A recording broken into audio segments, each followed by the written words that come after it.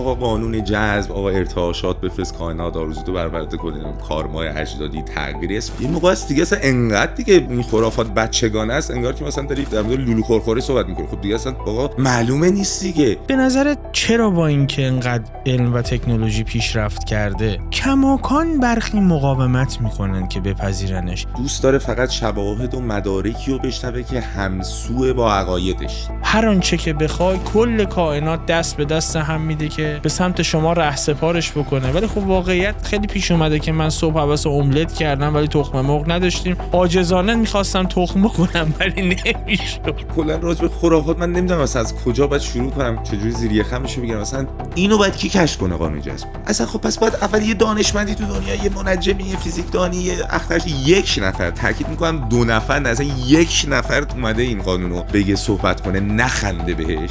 به اون قانون جذبیه باید بهش اول گفت که آقا چه اتفاقی بیفته تو قبول داری که این قانون جذب نیست. چون ملت پکیج میخرن، دورشون رو میخرن، صبح تا شب فکر میکنن، این اتفاق نمیفته. یه شکلی کادو پیچ میشه و به شما ارائه میشه اون پاسخ که شما حتی نمیتونی بری سمتش اینو باطل کنی، بگی آقا نمیدونیم اون برای جهان غیر قابل مشاهده چیه، یک جواب قاطع بیشتر نداریم، نمیدانم. من آدمایی رو میشناسم که زندگی رو به دست تقدیر میسپرن واقعا. بعد با همون ادله‌ای که اون داره بیان میکنه تو میتونی خرزوخانم بهش اثبات کنی. رضا وقتی به متون مقدس میرسه چی؟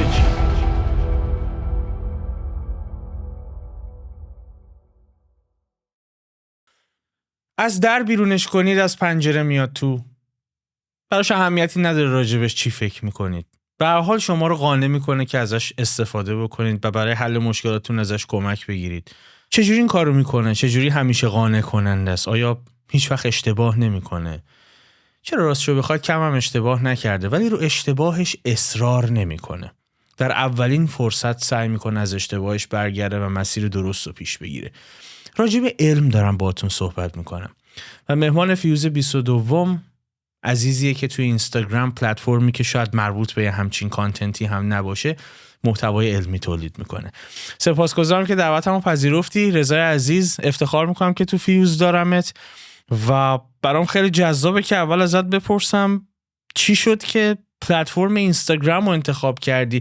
راجع به علاقت به علم و اینا میدونم بسیار صحبت کردی ولی اولین چیزی که برای من مسئله ایجاد میکنه اینه که چرا اینستاگرام؟ چون کمتر من میبینم کسی تو اینستاگرام محتوای علمی تماشا بکنه. اولا سلام عرض میکنم به آرش جان، همچنین به مخاطبان عزیزت. واقعا دمت گرم، واسه افتخار منه که منو دعوت کردی به این پادکست فوق العاده حرفه‌ای و تبریک بهت میگم از باب اینکه یک پادکست واقعا حرفه‌ای از لحاظ نور، تصویر، کیفیت تا میزبان حرفه‌ای مثل خودت محبت داری. و واقعا خوشحالم که حضور دارم تو برنامه‌ت. چجوری پلتفرم اینستاگرام رو انتخاب کردم؟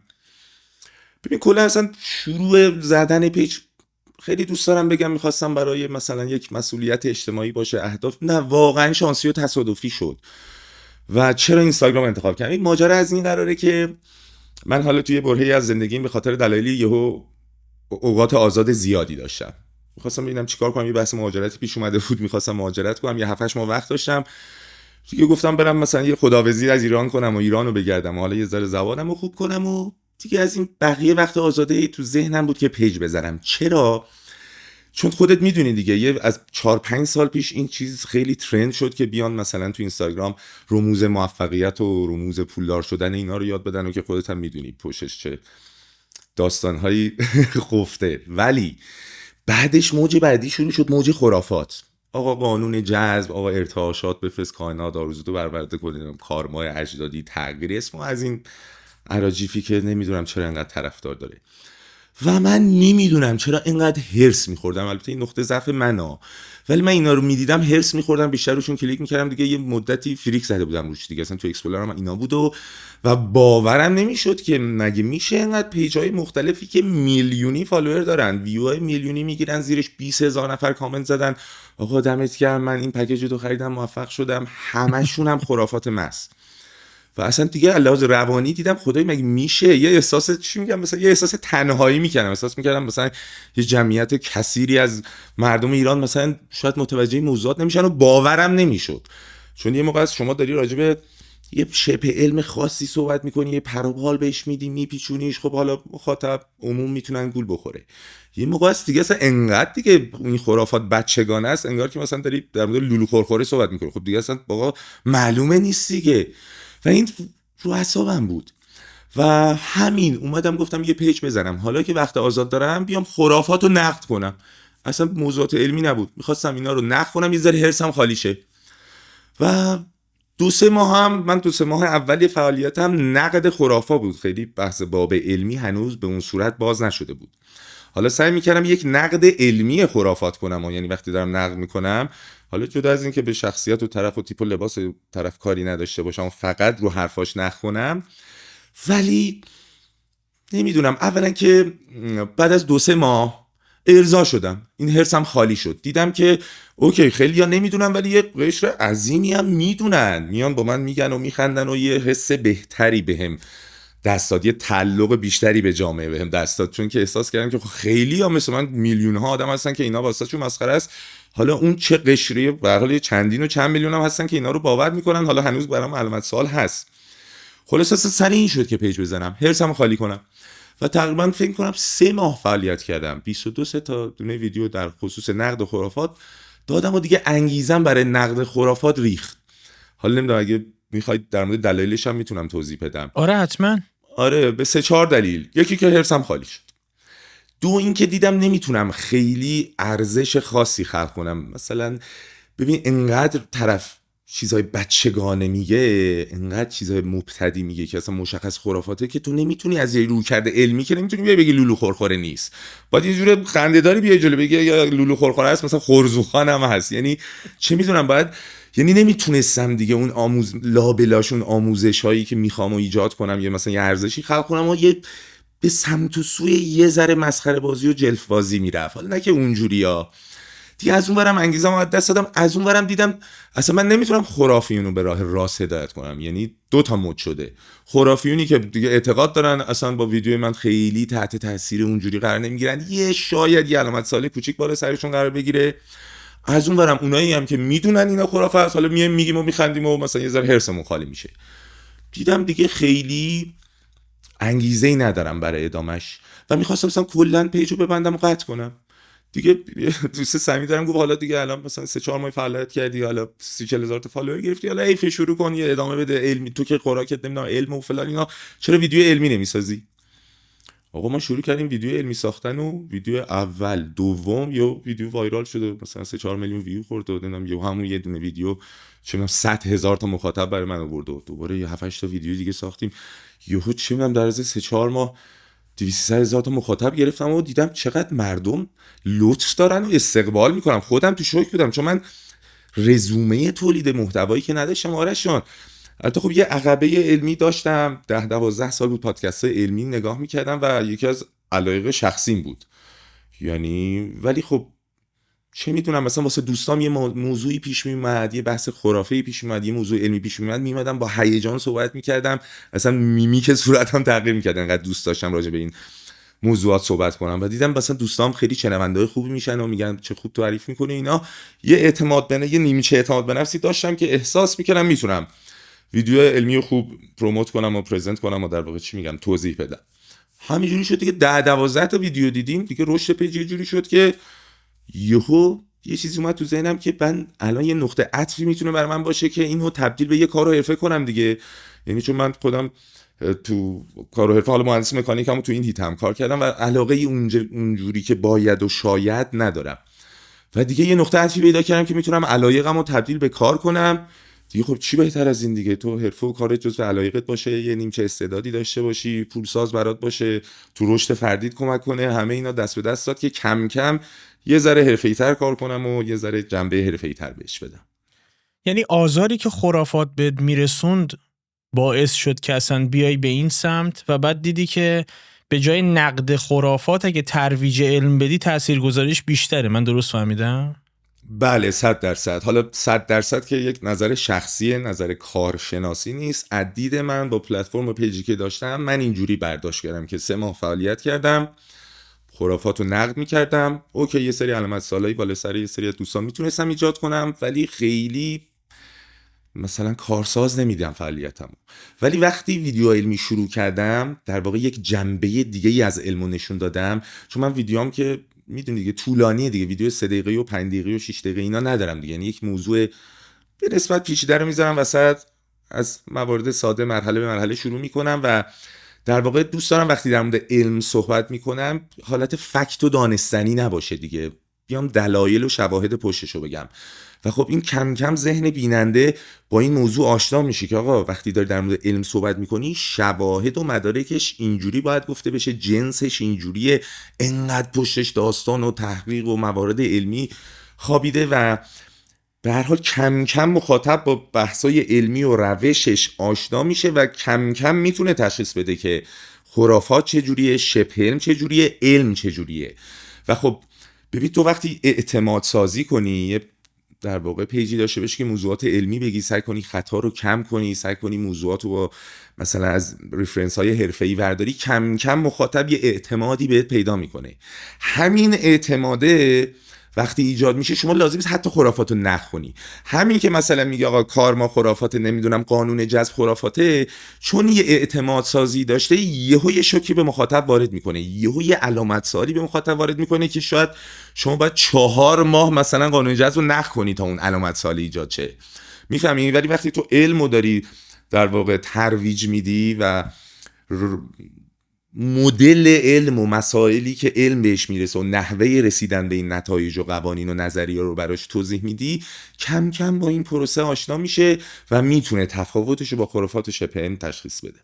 حالا من بهت پیشنهاد میکنم حتما تو پلتفرم جدیتری وارد بشی، چون مدل تولید کانتنتت خیلی جذابه، هم خیلی تون صحبت میکنی، هم بمباران اطلاعات میکنی یه نفر، و من احساس میکنم یه نفر برای اینکه کاملا درک بکنه مطلبی که داری بهش ارائه میدی و بهش چیرشه رو باید 2-3 بار ببینه. و فکر میکنم اتفاقا تو اینستاگرام ممکنه براش سخت باشه، چون خیلی ابزار دقیقی برای عقب جلو کردن ویدیو نداره. و شاید خیلی خوشحالم میکنی اگر یه روزی وارد بشی به یوتیوب. من خیلی خوشم میاد از این که کامیونیتی یوتیوب بزرگ شه و آدمایی توش شروع به کار بکنن که واقعا ارزش وقت گذاشتن و تماشای کانتنتش رو داشته باشه. یعنی آدم وقتش رو وقتی صرف میکنه اون کانتنت رو میبینه، باید 1 ساعت 2 ساعت بتونه مدعی باشه که چیزی بهش اضافه شده، بتونه دفاع بکنه ازش. دقیقاً. حالا من یه نکته میخواستم بهت بگم در مورد اینکه چرا نیومدم یوتیوب. البته من تا کمتر از 1 ماه دیگه فعالیت یوتیوبمو شروع میکنم و در واقع اینستاگرامو کم میکنم، یعنی 2 تا پلتفرم رو همزمان با هم نمیخوام برم. چون اصلا من اینستاگرام واقعا نمیدونم دارم چیکار میکنم. آخه اصلا چون کسی که ویدیوی بلند 15 دقیقه‌ای میتونه بسازه که همون مثلا ویو و مخاطبی که یک ویدیو 1 دقیقه‌ای میگیره رو بتونه جذب کنه، اصلا خب برای چی باید اینستاگرام بمونه؟ خب خیلی شرایطش بهتره اونجا، کیفیت تصویر بهتره، نوع آپلودش فرق داره، از عکس و تصاویری که میخوای استفاده کنی بزرگتره، درآمد بیشتری داره. یعنی اصلا من علنا دارم برخلاف الگوریتم اینستاگرام میرم، یعنی همه چیزم خلاف الگوریتم اینستاگرامه. تو برعکس دقیقاً داری شنا میکنی، تو کانتنت درست میکنی 10-12 دقیقه، بعد اون ویوهای عجیب و غریب رو میگیره، اصلا یه مورد نقض به حساب میاد کاملا که چجوری اصلا ممکنه یه همچین کانتنتی رو توی اینستاگرام تو، و این نشون میده که کانتنتت محتوات کشش داره، اونقدری کشش داره کسی رو جذب میکنه که داره اسکرول میکنه توی اینستاگرام و میچرخه و اصلا دنبال همچین کانتنتی نیست توی اینستاگرام. من از اینا رد میشم. میخوام یه کمی بپردازم دقیق تر به کاری که میکنی. چجوری توی فرایند تولید محتوای علمی بین عام پسند بودن و علمی بودن تعادل برقرار میکنی؟ یعنی خب مفاهیم علمی مفاهیم پیچیده ای و شما داری توی یک پلتفرم اینو عرضه میکنی که خب میلیون ها نفر تو ایران هر روز باش در تماسن و خب همه پیش زمینه علمی ندارن. چطور تعادل برقرار میکنی که هم برای اونا قابل فهم باشه هم دقت علمی داشته باشه؟ شاید اولین نکته کلیدی این ماجرا انتخاب تیتره، نه انتخاب موضوع ویدیو. این دوتا از لحاظ من فرق داره. یه موقع است من میخوام اون کچیه پشت ویدیو، این که من چی میخوام الان، مثلا چه چیزی رو میخوام تشریح کنم، مثلا میخوام در مورد فرگشت صحبت کنم. خب شما بیای با تیتر فرگشت یه ویدیو بسازی که آقا من میخوام فرگشت رو توضیح بدم، اونقدر نمیتونی جذب کنی مخاطب عمومو. ممکنه یه کامیونیتی که دوستدار علمن، خب بیان برای کنجکاوی بیان ببینن فرگشتی و جزئیاتش آشنا بشن. ولی مخاطبی که اومده تو اینستاگرام میخواد اسکرول کنه، حالا یه ذره وقتی بگذرونه، یه ذره خوش بگذرونه، شما با تیتر فرگشت به این راحتی نمیتونی جذبش کنی. پس وقتی موضوع میرسه به فرگشت، باید فرگشت رو بذاری کنار، بگی آقا من میخوام راجع به فرگشت صحبت کنم، حالا چه موضوعاتی رو بخوام بررسی، چه تیترایی رو میتونم تعریف کنم که جذاب باشه. مثلا آقا مرغ اول بوده یا تخم مرغ؟ این یه تیتریه که در آن واحد تیتر ساده مخاطب عموم براش علامت سوال ایجاد میشه، جذبش میشه و در این حال اگه بخوای به این پاسخ یک پاسخ علمی بدی، باید یه قسمتی از فرگشت رو توضیح بدی. دوباره میخوام یک قسمت دیگه از فرگشت رو توضیح بدم، میام مثلا با یه تیتر دیگه شروع میکنم، آیا انسان ها جزو قلمرو حیوانات هستن؟ دوباره میخوام یه بعد دیگه فرگشت رو توضیح بدم، آیا انسان ها اشرف مخلوقات هستن؟ مثلا خطاهای انسان چیه؟ مثلا چه ارگانهایی تو بدن انسان هست که الان وجود داره ولی به استفاده است؟ ببین این تیتراییه که برای عموم جذابه، ولی تو پشتش میخوای یک موضوع به نسبت پیچیده مثل فرگشت رو توضیح بدی. پس تا اینجا مخاطب خوب میتونه کلیک کنه روی ویدیوت. حالا از اینجایی که کلیک کرد رو ویدیوت، تو دیگه حالا به هر حال تریک‌ها و فرمول‌های مخصوص خودش رو داری دیگه. یک این که تو باید از ساده شروع کنی بری به سخت.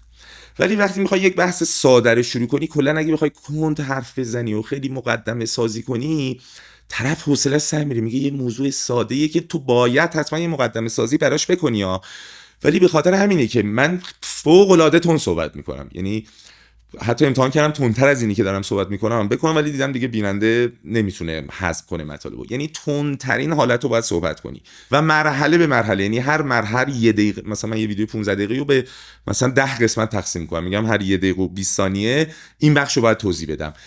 وقتی طرف بعد از مثلا مخاطب میاد بعد از یه دقیقه و 30 ثانیه یه موضوع رو درک میکنه، نقطه سر خط میره موضوع بعدی، حس خوبی بهش دست میده، احساس میکنه توی پروسه آموزشی که اینو یاد گرفتیم بریم ببینیم قسمت بعدیش چیه. در نتیجه خیلی مهمه که اون ویدیو رو باید به 10 15 قسمت تقسیم کنی، از ساده شروع کنی به سخت، و وقتی بخوای مخاطب رو پای یک ویدیو 15 دقیقه‌ای بشونی، دیگه اینجوری نیست یه هوک اولش بذاری و یه کار جالب کنی، دیگه هر 3 دقیقه باید یک سوال جدید مطرح کنی، یک کنجکاوی جدید برای مخاطب مطرح کنی، و اینا یه پروسه‌ای که هم باید فکر بشه بهش، هم زمان بره، هم تو خود طول تجربه به دست میاری دیگه. یعنی نمیتونی مثلا بگی من آدم خلاقیم یا فلانم اینا رو بلدم، نه، همش تو طول تجربه به دست میاری.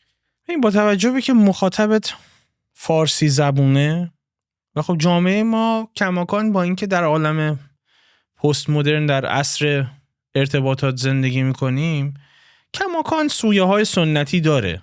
حالا ما تو کشورمون داریم، قطعا احتمالاً مثلا مخاطب افغانستانی هم ممکنه داشته باشه که اونم فارسی زبانه و خوب درک میکنه، و خب حتی سویه های گرایش به سنت بین افغانستانی ها بیشتر از ما هم هست، و خب میبینی که دائما هی سعی میکنن که نزدیک بشن به جهان مدرن، مجددا برمیگردن به گذشته.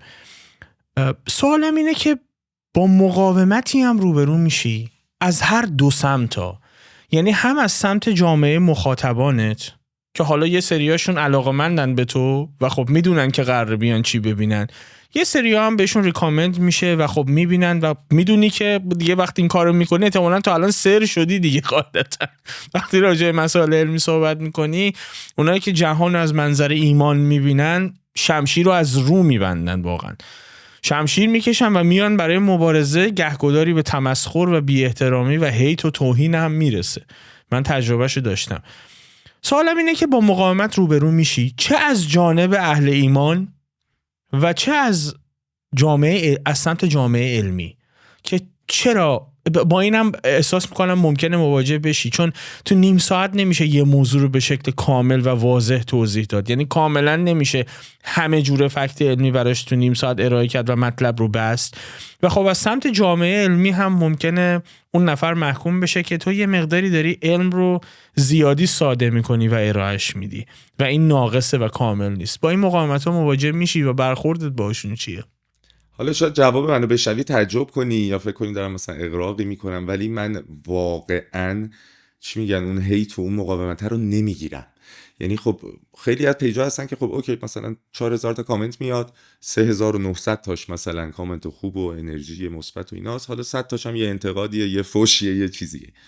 من واقعا بدون اغراق مثلا اگه میانگین کامنت های مثلا یه ویدیوم 4000 تا باشه، شاید 3 تا دونه 4 تا دونه هیت باشه یا چنین مسئله باشه و این عجیبه، اصلا یه علامت سوال برای من گذاشته. یعنی میگم خدایا رضا تو داری چجوری تولید محتوا میکنی؟ مگه میشه؟ باید یه چیزی باشه دیگه. یعنی دارم میرسم کم کم به یه اشکالی که دارم، چون میخوام محتوایی که خودم دوست دارم رو تولید کنم، نمیخوام حالا حتما خیلی بحث مردم داری و مثلا میخوام چیزی که علمش معتقده رو بگم دیگه، خیلی راسخ و قاطع، حالا در مواردی که بهش علم مطمئنه، وگرنه علم که حالا خیلی ندانم گراست.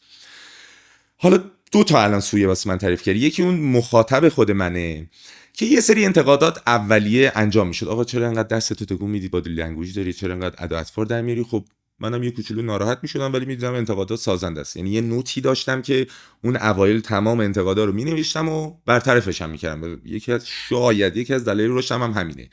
ولی دیگه اون نوت الان خیلی خالیه. مثلا تنها چیزی که نوتی که نوشتم انتقادی که وارد اینه که آقا من منابعم چون خیلی مختلفه و خب یه سری از ویدیوام شاید 30% ویدیوام یه کپی حرفه‌ای از یک محتوا، نه از چندین و چند محتوا تو پلتفرم‌های مختلف رایگان مثل یوتیوب یا پولیای دیگه است.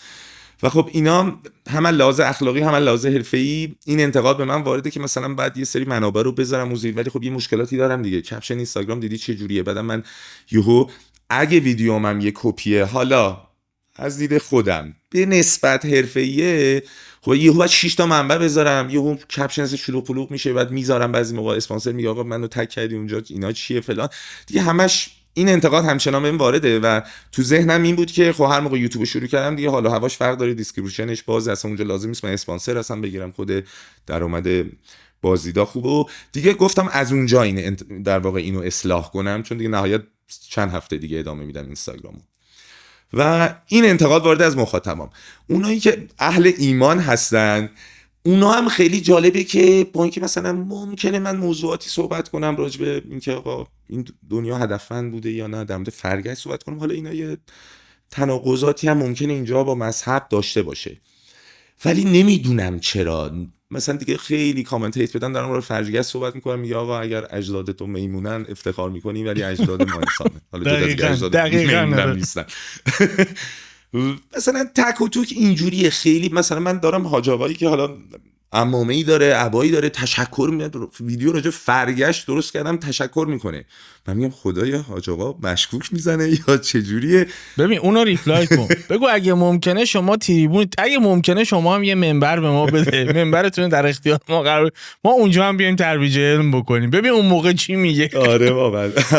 ولی میگم احساس میکنم، ببین من خودم یه سری رول مدل دارم تو علم، کسایی میان راجع به علم صحبت میکنن که هم جذاب صحبت میکنن، هم سلیس صحبت میکنن، هم از ساده شروع میکنن، مباحث پیچیده رو میتونن ساده سازی کنن. و یه نکته مهمی که تو اینا داره که من سعی میکنم الگو برداری کنم و هنوز کامل موفق نشدم، اینه که چجوری بهت بگم، مثلا اگه میخواد یه صحبتی کنه که تناقض با ایمان و مذهب و اینا داره، خیلی پافشاری نمیکنه، یه مدل خیلی کول و ملویی صحبت میکنه، چه میدونم یه کوچولو فروتنی توشه، یه ذره میفهمی چی میگم، یه آرامشی داره صحبتاش، یه انعطافی داره، خودشو جایز الخطا میدونه، یه نمیدونم یه حس و وایبی میده که من یه زمانی خیلی مذهبی بودم به مدت 2 سال تو زندگی، حالا شاید باورت نشه ولی من مثلا دوم دبیرستان تا آخر سوم دبیرستان یه معلم پرورشی اومد، با اینکه نه خانواده مذهبی داشتم نه اصلا شرایط اصلا هیچی، ولی یه معلم پرورشی اومد تو اون سنم، به هر حال تو مغزت اونقدر پخته نیست که بتونه شواهد و دلایل و مدارک رو خیلی بسنجه. و من 2 سال زندگی مثلا یه آدم عجیبی بودم دیگه، یعنی اینجوری بود که تو زنگ تفریح مثلا ملت میرفتن فوتبال بازی میکردن، من تسبیحات حضرت زهرا مثلا اینجوری تو این لول، نه که نماز روزه. و خب من با همین فضا اومدم با پادکست‌های علمی، حالا به خاطر علاقم به علم، به خاطر تقویت زبان انگلیسی، پادکست‌های علمی میدیدم، با این افراد مثل براین کاکس و مثلا اینجور افراد آشنا شدم و یه جوری این موارد رو زیر سوال می‌بردن که من خیلی هم نه بهم فشار می‌آورد نه هرس می‌خوردم، یعنی مواجه می‌شدم با عقایدی که یهو می‌دیدم بعد از چند سال اشتباهه، ولی یه جوری انقدر این طرف کول و اوکی و خیلی باحال صحبت میکرد که به من بر نمیخورد. من سعیمو میکنم، هنوز خیلی فاصله دارم تا به اون جا برسم، ولی سعی میکنم که خیلی حاشیه ایجاد نکنم، محکم صحبت نکنم، راجع به ایمان و اعتقادات مردم صحبت نکنم. من میام خود علمو توضیح میدم، سعی میکنم یعنی توضیح بدم تا جایی که توان دارم، اطلاعاتم در واقع میکشه توضیح بدم دیگه. اون تناقضات و علامت سوالا رو میسپارم به عهده بیننده دیگه، واردش نمیشم، نمیام خودمو در تقابل مثلا دین و مذهب قرار بدم. اون خود بیننده یه برداشتی میکنه، ممکن اینا رو همسو با مذهب ببینه، ممکنه همسو نبینه، علامت سوال ایجاد چون این مدلیه. شاید به خاطر این کم هیت میگیرم، ولی کلا عجیبه دیگه، این موضوع برای من عجیبه. نه یه دلیل دیگه هم داره که من برای توضیح میدم دلیلش چیه که کمتر از نسبت معمول هیت میگیری. این که تو کانتنت بلند رو توی پلتفرمی تولید میکنی که کانتنت کوتاه توش تولید میشه. به همین دلیل وقتی که مخاطب اسکرول میکنه و بالا پایین میکنه کانتنت تو نمیبینه. یعنی اونایی دنبالت میکنن که بهت علاقه‌مندن. میدونی چی میگم؟ اگه وارد یوتیوب که بشی و یهو وقتی ویدیو وایرال میشه ریکامند میشه به همه، یعنی میره تو صفحه اصلی یوتیوب و آدم‌های اونجا به چشم آدم‌هایی میخوره که ممکنه علاقه هم نداشته باشن. یکی از دلایلش میتونه این باشه، ولی اینکه تو مرز رو رعایت میکنی، یعنی تا دم مرز میری ولی به تقابل با ایمان نمیرسی، فکر میکنم مهمترین عاملشه که کمتر هیت میگیری. ببین وسط سوالی که برای من به وجود میاد اینه که به نظرت چرا با اینکه انقدر علم و تکنولوژی پیشرفت کرده کماکان برخی مقاومت میکنن که بپذیرنش؟ واقعیت اینه که شاید در ظاهر هم مقاومت میکنن چون از لحظه که چشمو باز میکنن تا آخر شب که چشمو میبندن از تمام بروز و ظهورات علم و تکنولوژی دارن استفاده میکنن. اصلا به کمکشون میاد، اصلا زندن به واسطه وجود علم و تکنولوژی. یعنی اگر نبود، اگه پزشکی نبود، اگه بخشی از تکنولوژی نبود، اگه اصلا زیست مدرن نبود، شاید عمرشون کوتاه میشد. ولی این مقاومت در پذیرشش در برخی ها من اینو نمیفهمم چرا. دلیلشو چی میدونی؟ ببینید البته همون بعضیا که مقاومت میکنن در برابر علم به خوبی با فواید و کارکردهای علم آشنان، تو زندگی روزمرهشون هم دارن استفاده میکنن و خود اونا هم منکر این داستان نمیشن. ولی خب اصولا انسان و اونجوری که مغزش تکامل یافته، اصولا اگر بخواد صحبتی رو بشنوه که برخلاف باورهای قبلیش بوده، انسان جبهه داره دیگه. من و تو ایکس و ایگرگ هم نداره، اصلا این ذات انسانه. یعنی دوست داره فقط شواهد و مدارکی رو بشنوه که همسوه با عقایدش.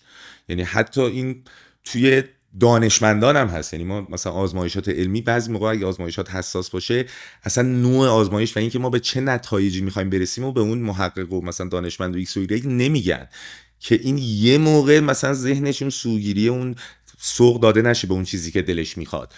و راه فراری هم نیست، یعنی هممون داریم، ولی منتها باید بهش آگاه باشیم. یعنی همین که بهش آگاه باشی، بدونی که چنین چیزی هست، هی کم کم تو ذهنت پرورشش بدی، بدونی این ذهنت این خطا رو داره، میتونی از شرش خلاص شی. ولی خب دوستانی که مقاومت میکنن همینه، یعنی همه اونا، من ویدیو علمی میسازم، طرف یه کامنت مثلا میسازه که آقا اینجاش اینه، اینجاش اینه، نه کی گفته، فلان بیساره.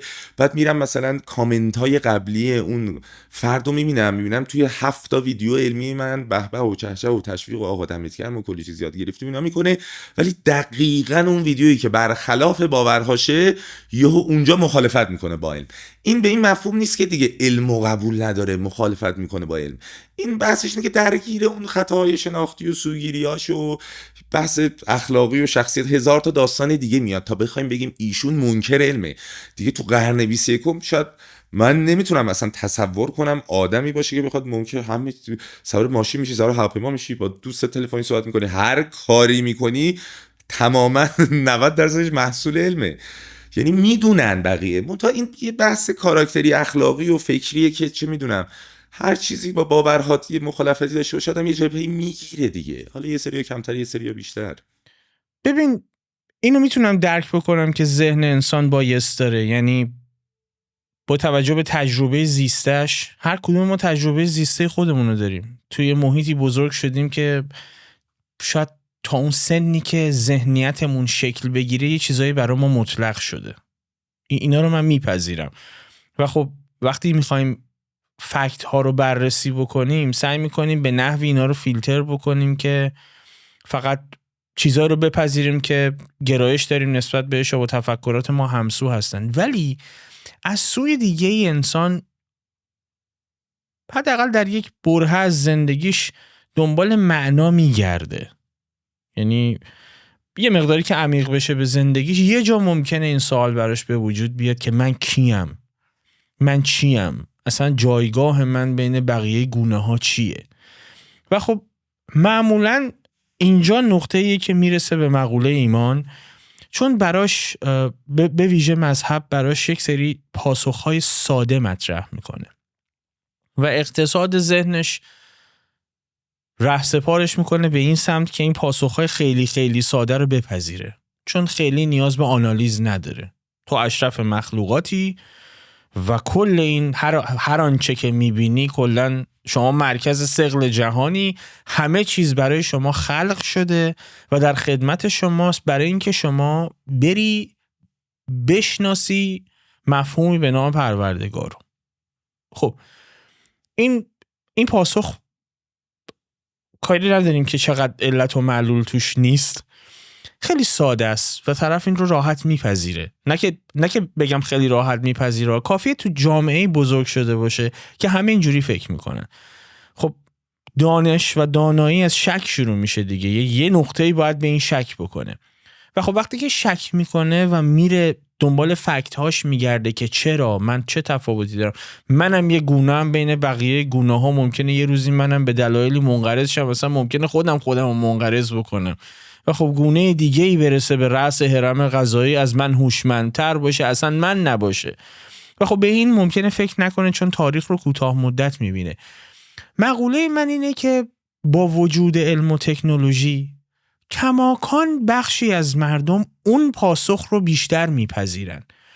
یعنی وقتی شما در معرض فکت علمی قرارشون میدی، میفهمم، درک میکنم این که یهو تمام اون ساختمانی که ساختن توی ذهنشون فرو میریزه، ولی برای من سخته که اینجوری بررسیش بکنم که صرفاً چون نمیخوان دیدگاهشون رو تغییر بدن، از ترس این که تمام این ساختمان ذهنشون فرو بریزه این رو نمیپذیرن.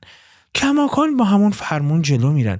رضا، من آدمایی رو میشناسم که زندگی رو به دست تقدیر میسپرن، واقعاً میسپرن و احساس آرامش میکنن، چون معتقدن که خب به مو میرسه، پاره نمیشه.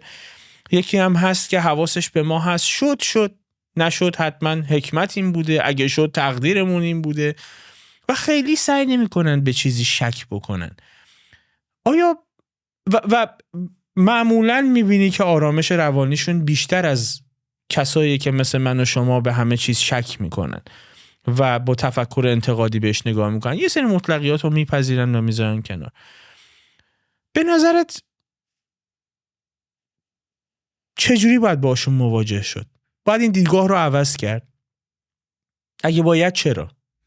ببین خیلی مسئله عمیقیه، یعنی خیلی ها روش فکر کردن، دنبال ریشه یابیشن، دنبال راهکارشن و اینجوری مسئله ای نیست که کامل پرداخت شده باشه، جوابی ما براش داشته باشیم بدونیم مثلا این راهکارشه. ولی ببینید ما تا کلا به خاطر همین مثلا اگه دقت کنی ویدیوهای من موضوعات علمی رو نمیام تشریح کنم، فقط هر ویدیو من که چیه پشتش اینه که در راستای اینی که یه جهانبینی انسان‌ها رو کامل‌تر کنه. نه که بگم جهانبینی من کاملا، علم یه جهانبینی داره و نزدیکترین جهانبینی به دنیای واقعیت و قاعدتاً باید علم داشته باشه دیگه، چون اصلا کارش اینه، روشی نظاممنده برای کشف این دنیا و هر آنچه که داخلش هست.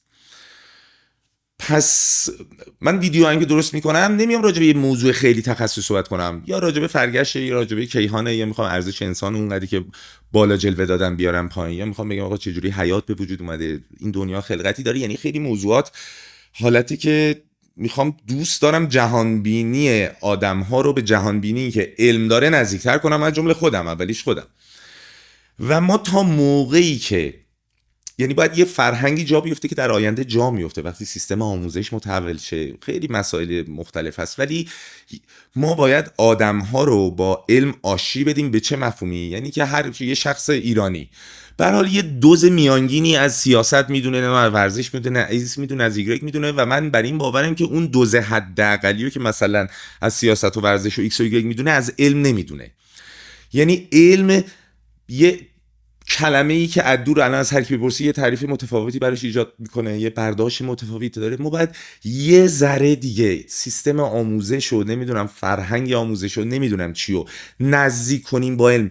این متد علمی مشخص شه، مطمئن باش افراد میدونی، چون تو باید توسل کنی به علم تا بفهمی چقدر نادانی.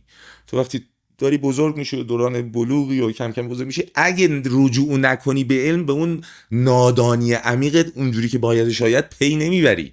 برای اینکه یه سری اصولی از همه رو شنیدی، یه سری فکتایی شنیدی، نه بهش فکر کردی، نه علامت سوالی برش گذاشتی، یهو وارد دنیای علم میشی، میبینی که چقدر اطلاعات و روابط علت معلولی این دنیا چقدر پیچیده تر از اون چیزی که فکر میکنی.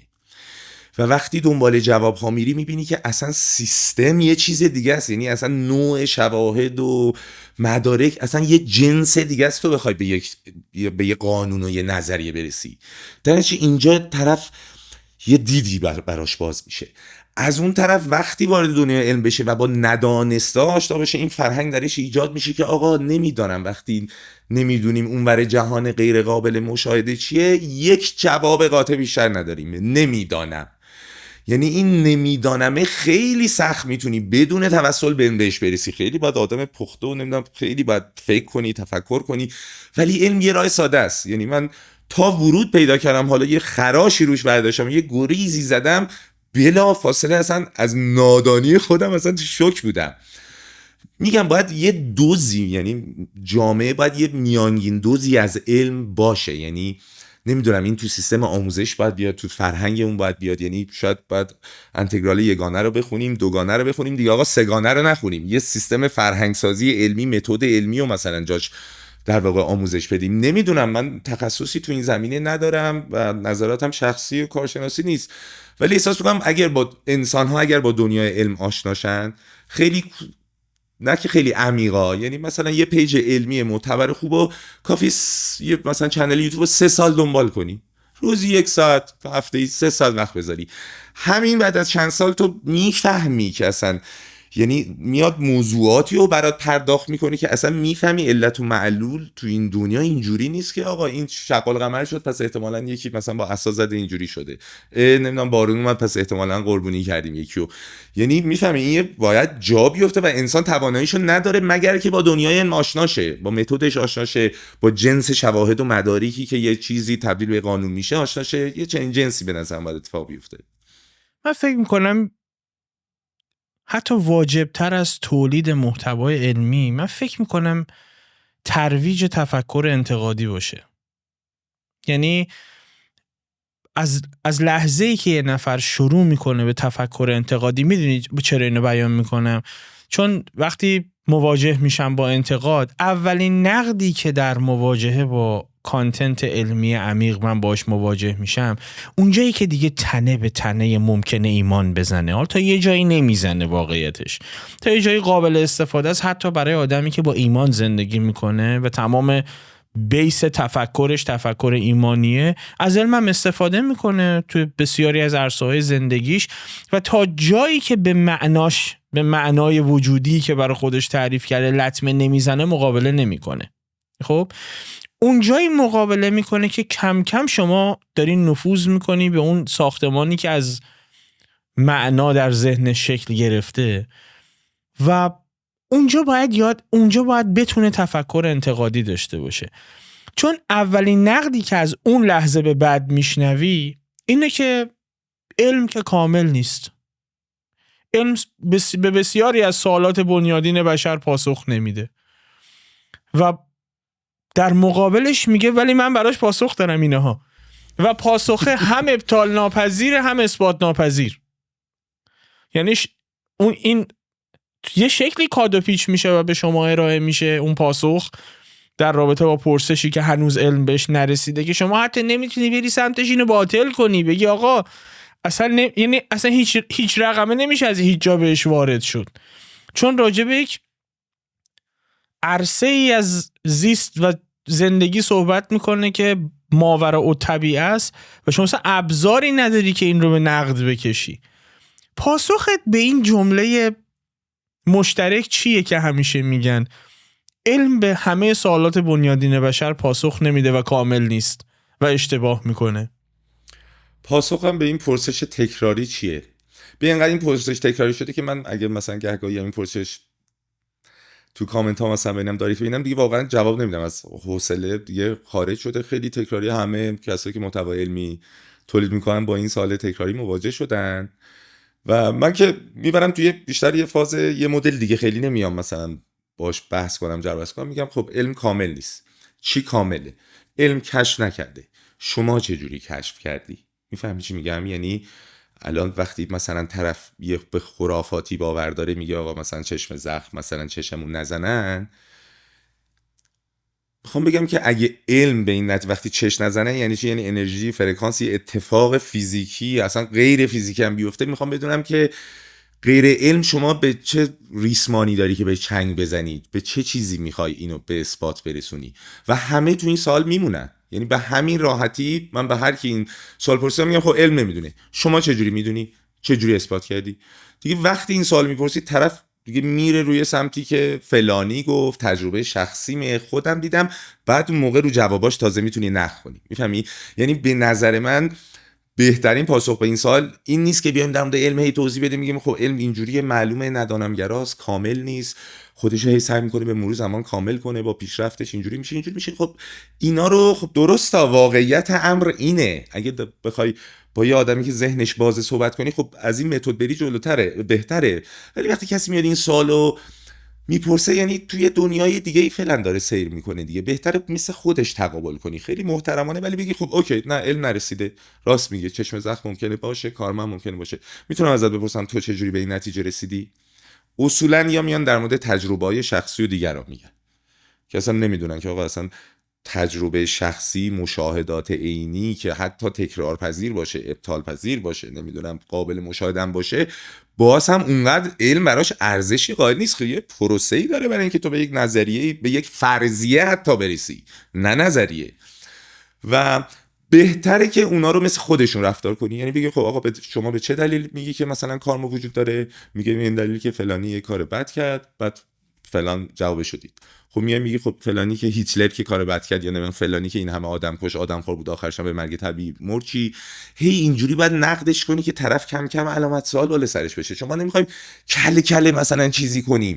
خیلی مهمه که یه اشکالی که من اوایل پیج داشتم این بود که از موضوع علمی صحبت میکردم، طرف یه سوالی میپرسید، یه مثلا میگفت آقا چرا اجدادمان، همین سوالای مسخره، و من یهو میومدم از رویکرد علمی پاسخ میدادم، مینوشتم مقاله، ریفرنس.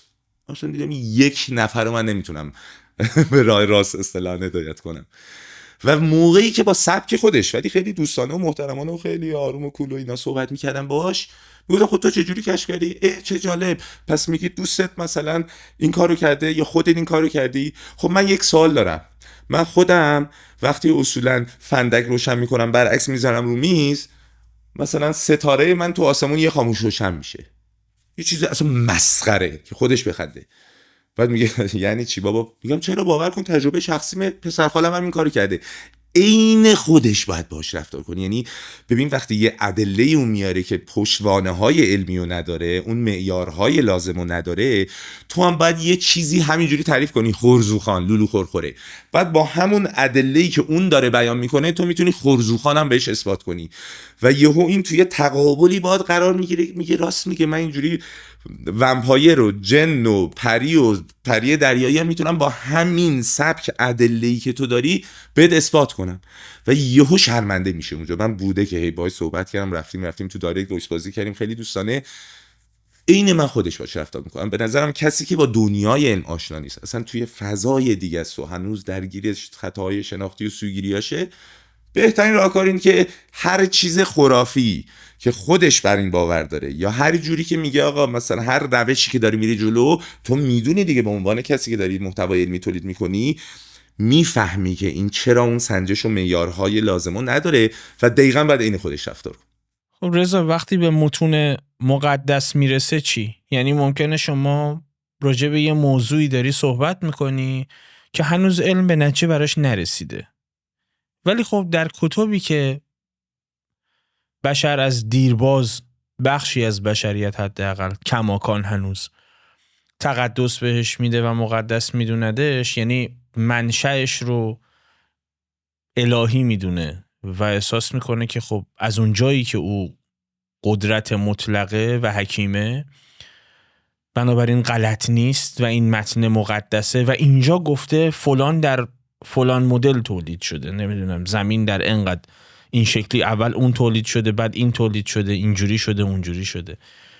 و وقتی به این میرسی چجوری باهاش مقابله میکنی؟ یعنی اونجا سعی در اقناع مخاطبت میکنی وقتی به متون مقدس، متونی که به زعم خودش مقدسه اشاره میکنه، اونجا چه راهکارت چیه دقیقاً؟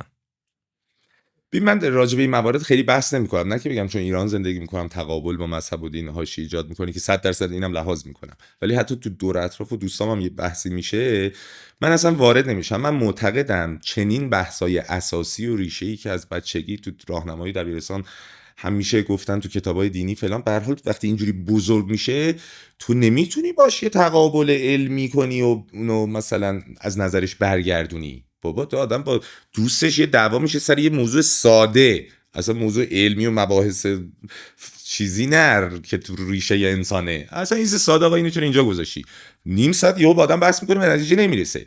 داره چه من اصلا تقابل تک نفره رو نمیفهمم. اصلا ما باید علم رو ترویج کنیم و این انقدر علم اون میزان دوزش بیاد تو جامعه بالا که طرف باید ابعاد کیهان رو بفهمه، باید بفهمه که این دنیا کی شروع شده کی تموم شده، طرف باید بفهمه که انسان‌ها کی به وجود اومدن، چقدر تو ثانیه‌های آخر این دنیا به وجود اومدن.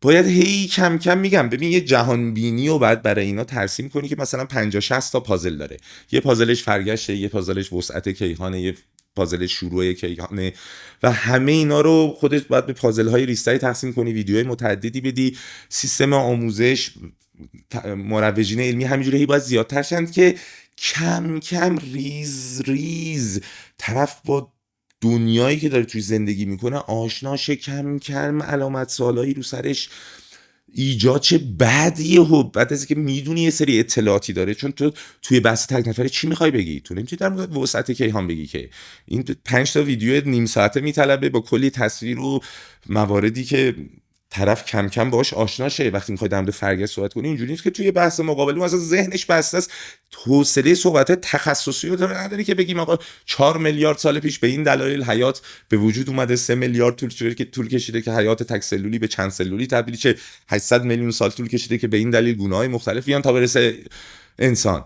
اینو باید سیستم آموزش مروجین علم، حالا من اینا رو نمیدونم دارم همینجوری تیتروار میگم ولی باید ریشه یابیشه، خب احتمالاً راهکارهای بهتری هم خواهد بود، ولی باید کم کم آگاهی دست جمعی بیاد بالا و این آگاهی دست جمعی کم کم افراد تک تک یه سری علامت سوالایی ایجاد میشه واسه شون کم کم تو یک پروسه. یعنی شما باید برای تقابل با مثلا حالا اگه میخوایم بگیم مذهب، حالا ما که تقابلی با مذهب نداریم، ما میخوایم علم رو ترویج بدیم، هر جاش تناقض با مذهب داشت هر جاش هم نداشت دم مذهب گرم مثلا. آره حالا من خیلی نمیخوام وارد این جزئیاتش هم میگم که نه اصلا رضا مسئله اینه که نه فقط برای اینکه حساسیت ایجاد میکنه، فقط برای این نیست، واقعیت اینه که یه مقداری نشدنی هم هست. یعنی من هم نمیتونم ادعا بکنم، بعید میدونم تو همین ادعا رو بکنی که تمام پیش‌فرض‌هایی که از بچگی باهاش بزرگ شدی رو بردی زیر تفکر انتقادی چند تا سیلی بهش زدی. نمیتونیم. یعنی همچین ادعایی نمیتونیم بکنیم. و میخواستم اتفاقا به همین پاسخ از جانبت برسم که واقعا انفرادی نمیشه. به نظر میاد که باید نظام آموزشی یه فکری به حال این موضوع بکنه. چون وقتی نوجوان یه جوان شکل میگیره با یه سری پیش‌فرض‌ها، واقعا دشواره تا آخر عمر هم برخی از این پیش‌فرض‌ها رو ازش بگیری. یعنی شاید تنه به تنه گونه ای از جبر میزنه تفکرش. به هر حال اینجوری شکل گرفته، تو این ساختار بزرگ شده. چند درصد از ما، چند درصد از مردم در کل پهنه جهان به دین و مذهبی که دارن اصلا فکر میکنن یا نیاز میدونن که فکر بکنن یا انتخابش میکنن؟ معمولا سینه به سینه منتقل میشه. این هم چیزی به غیر از حکمت هایی که بهش منتقل میشه نیست. یعنی ما تو ادبیات خودمون هم که از گذشته میبینیم، رضا، کلی حکمت به ما منتقل شده که غلطه. کلی حکمت به ما تو ادبیاتمون منتقل شده که شما امروز اصلا نمیتونی از این دفاع کنی.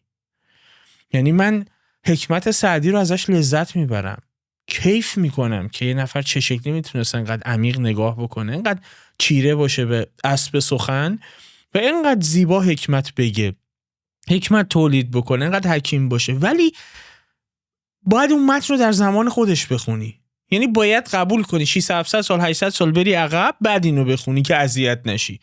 ولی امروز که بازش میکنی میخونی، یه بخشش برای بشر امروزی قابل دفاع نیست. حداقل اگه نگم قابل دفاع نیست، بهتره بگم قابل استفاده نیست. بنابراین ولی هنوز کماکان هست. ما ضرب المثل، چرا مثلا نمیخوام، بحث من تقابل با مذهب نیست، چون این گارد مخاطب رو هم میبره بالا و باعث میشه کمتر گوش بکنه. مسئله من اینه که ما ضرب المثل هم داریم استفاده میکنیم ازش که خرافه ترویج میده. ضرب المثل داریم استفاده میکنیم که علت و معلول نداره. یعنی اینا هست، اینا با ما اومده و نمیشه. من قبول دارم حرفتو که نمیشه انفرادی کاریش کرد. به نظرت کسی که اهل علم نیست، یعنی اهل فهم علم نیست، چیزی رو از دست میده یا نه؟ من که اصلا آره چیزی از دست میده. من به نظرم یک زندگی آگاهانه رو از دست میده دیگه. چی بیشتر از این؟ یعنی من خودم معتقدم بیشترین تفاوت انسان ها با تمامی موجودات زنده آگاهیشونه دیگه، مغز دیگه. و خب اگه ما بخوایم یک رسالت به خصوص و یونیک برای انسان ها در نظر بگیریم، همون افزایش آگاهیمونه، چون پتانسیلشو داریم، ظرفیت مغزشو داریم و میتونیم از این آگاهی کمک بگیریم، پیشرفت بدیم، تمدن خودمون رو گسترش بدیم. و خب وقتی شما میگی که این با علم میونه خوبی نداره، اصلا گذاشتش کنار، داره به عنوان آگاه ترین گونه کره زمین زیستیو میکنه که به اون تعالی نمیرسه. مثلا یعنی من میگم دیگه، من به نظرم زندگی یعنی تجربه کردن، افزایش آگاهی. حالا یه ذره بخوایم خیلی کلی‌تر و کیهانی‌تر ببینیم، هم حالا صحبتایی دارم، ولی همینه دیگه. ما اومدیم تو این دنیا، حالا من اسمش اینه که یه سری اهداف میذاری، بری تو مسیر بهشون برسی، تو مسیر لذت ببری، خب اوکی. ولی در کل من گونه انسان رو خیلی اینجوری نیست که بگم خیلی ما یه گونه‌ای هستیم که یه خلقتی پشتش بوده، هدفمند بوده. نه، ما احساس میکنم یک مأموریت خیلی کلی همه انسان ها دارن، اونم حفظ جاودانگی تمدن گونه انسانه. اونم به خاطر اینکه تا الانی که من دارم با شما صحبت میکنم، هوشمندترین گونه‌ای که تنها موجود هوشمندی که میشناسیم انسانه. و اگر انسان ها منقرض نشن، اگر انسان ها منقرض بشن، تمومه. یعنی این احتمال وجود داره که این کیهان و این عجایب و این هستی دیگه موجودی نباشه که بهش معنا بده، بهش مفهوم بده، بهش جنبه واقعیت بده. دیگه خرس و پلنگ که نمیتونن مثلا کیهان رو درک کنن که. چنین عظمتی فعلا تا اینجایی که دارم با شما صحبت میکنم فقط مطمئنیم که گونه انسان میتونه بهش معنا بده. خب گونه انسان اگه بخواد جاودانه باشه، هیچ راهی نداره که آگاهی خودشو بالاتر ببره و پیشرفت کنه. چون اگه آگاهی خودشو بالاتر نبره و پیشرفت نکنه، محکوم به انقراض بلا شک.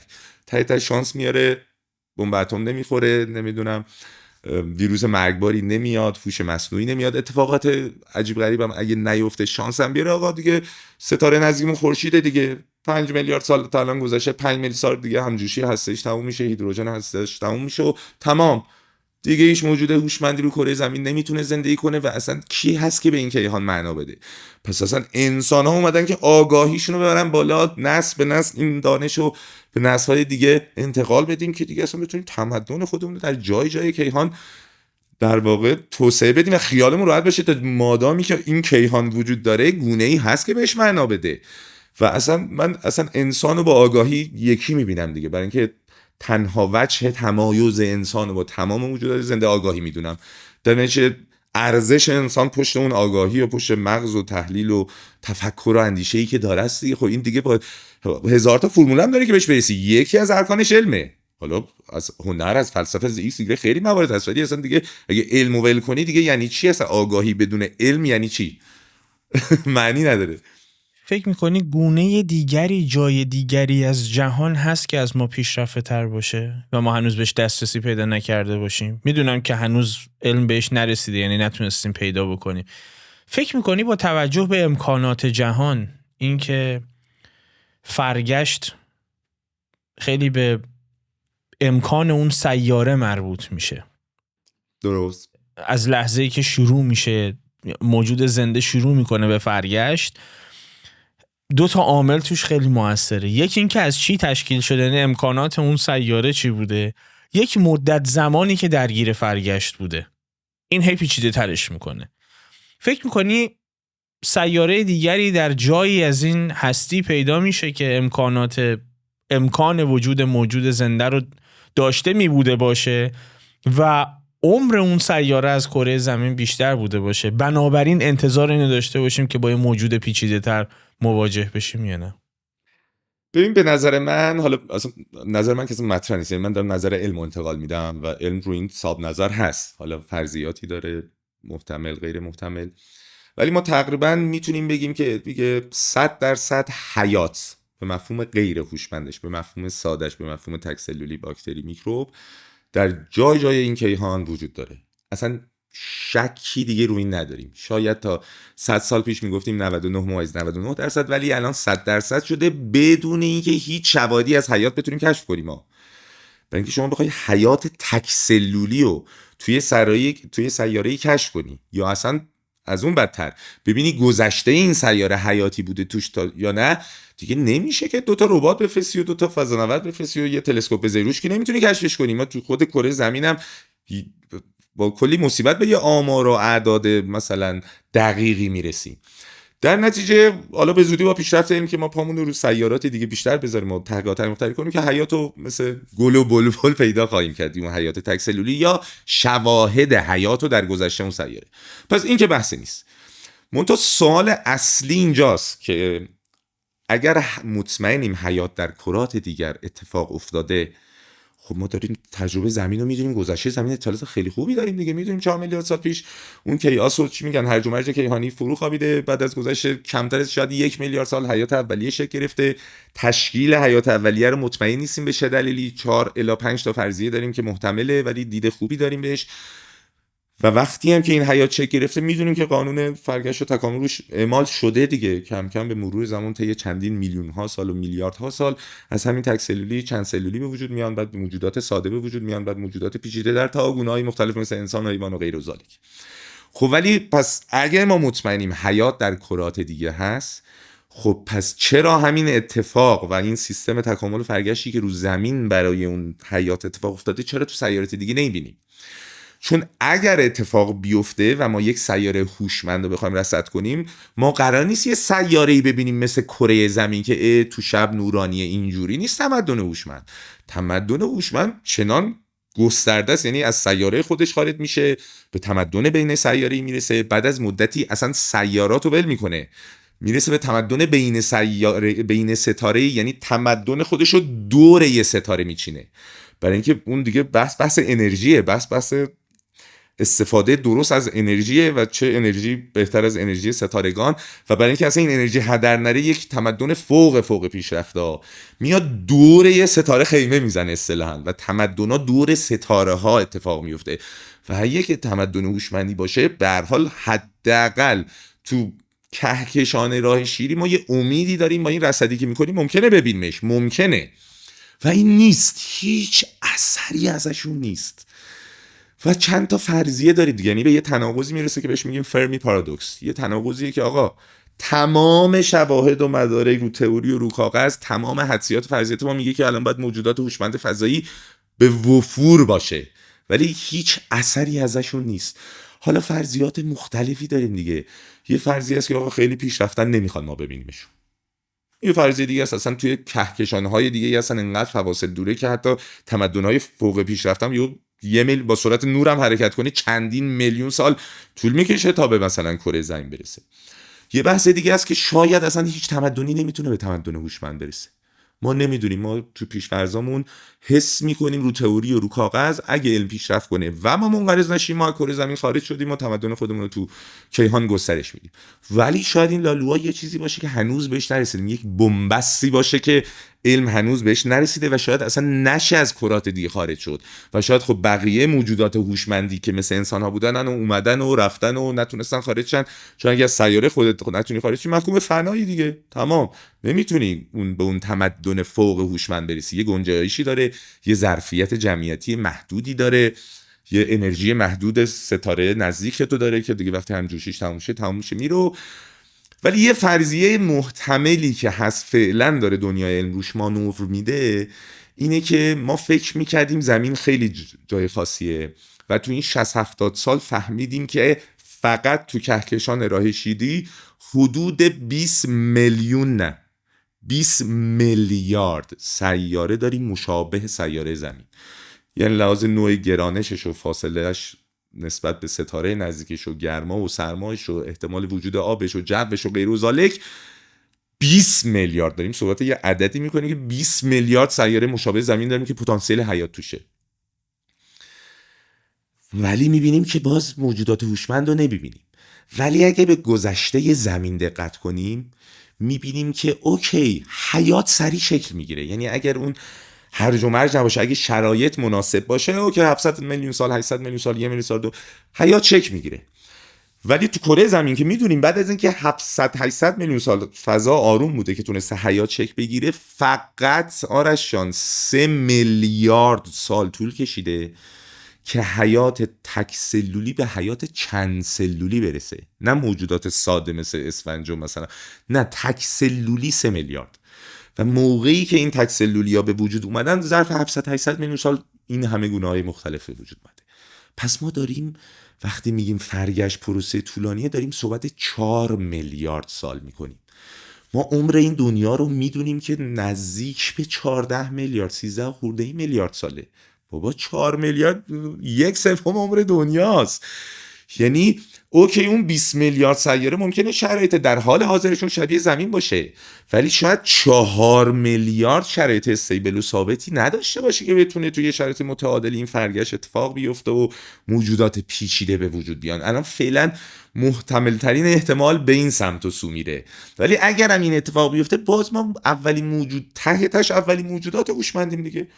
میلیاردها و تریلیاردها سال دیگه دنیا ادامه داره و قطعاً اگرم 1% ما اولین موجودات هوشمند این دنیا باشیم آخریش نخواهیم بود. همدیگر هم پیدا میکنیم. من واقعا شاید اینجوری نباشه، یعنی ما دیگه خیلی بخوام اینی که من دارم میگم آقا کیهانو بگردیم و به تمدن پیشرفت برسیم، نهایت ما تو کهکشان راه شیری میتونیم بالا پایین کنیم. یعنی ما نزدیکترین کهکشان به کهکشان راه شیری کهکشان اندروما 2.5 میلیون سال نوریه. یعنی اگه تمدنی بتونه اونقدی هوشمند شه که نزدیک سرعت نور، اصلا با سرعت نور حرکت کنه، حالا یه سری داستانایی هم داره اگه بخوای اونجوری حرکت کنی، حتی با سرعت نور حرکت کنه 2.5 میلیون سال بعد میرسی نزدیکترین کهکشان. نمیرسی ببینی کیهان چه خبره، میرسی به نزدیکترین کهکشان که اصلا میفهمی چی میگم. یعنی یه مقدار کلا این داستان آدم فضایی ها فعلا در حاله از ابهام و موندیم دیگه توش. یعنی یه تناقضیه که یک علامت سال بسیار بسیار بزرگ و در این حال جذاب.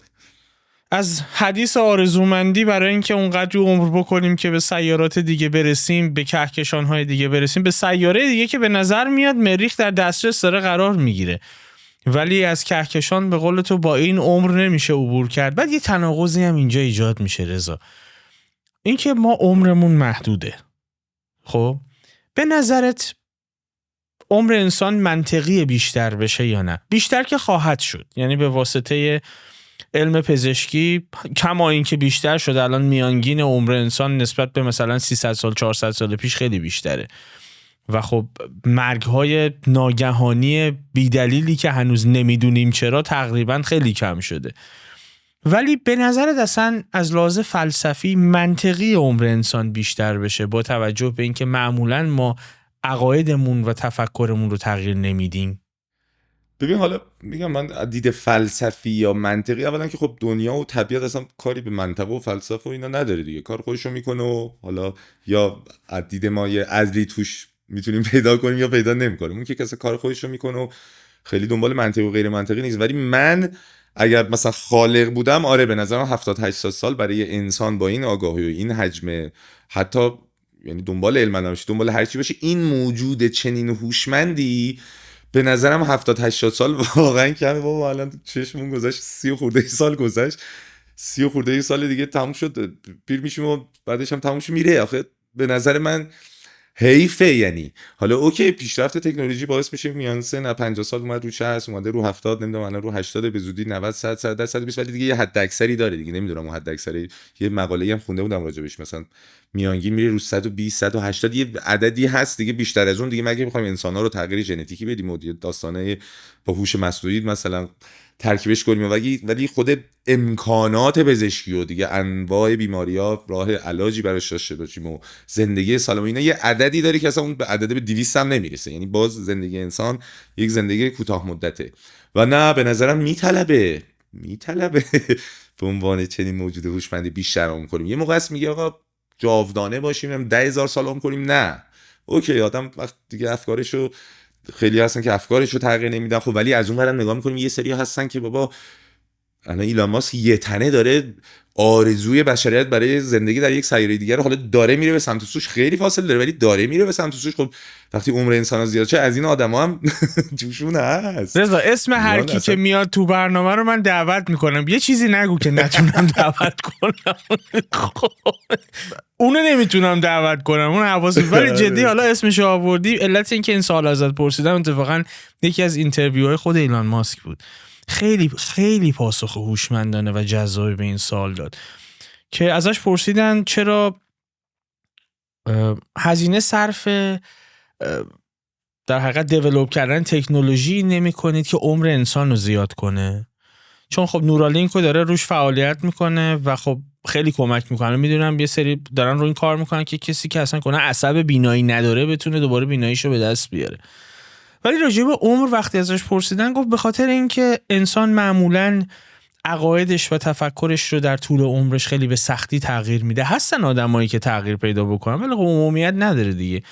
میگم واقعا اصلا بهتره که نسل‌ها عوض بشن چون قدرت پذیرششون بیشتر میشه نسبت به وقایع جدید و خب خیلی بهتر آداپته میشن با جهان جدید. تا اگه قرار باشه مثلا رضا 1000 سال عمر بکنه، رضا 500 سال، رضا اگه 500 سال عمر بکنه خوبه، ولی کسی با تفکر سنتی وقتی سنش خیلی میره بالا و خب اگر هم دقت بکنیم معمولا فقط مختص ایران نیست این موضوع، به حاکمیت ها در جای جای دنیا نگاه کن، به هر حال اونا بیشتر در معرض تکنولوژی هستن و استفاده میکنن.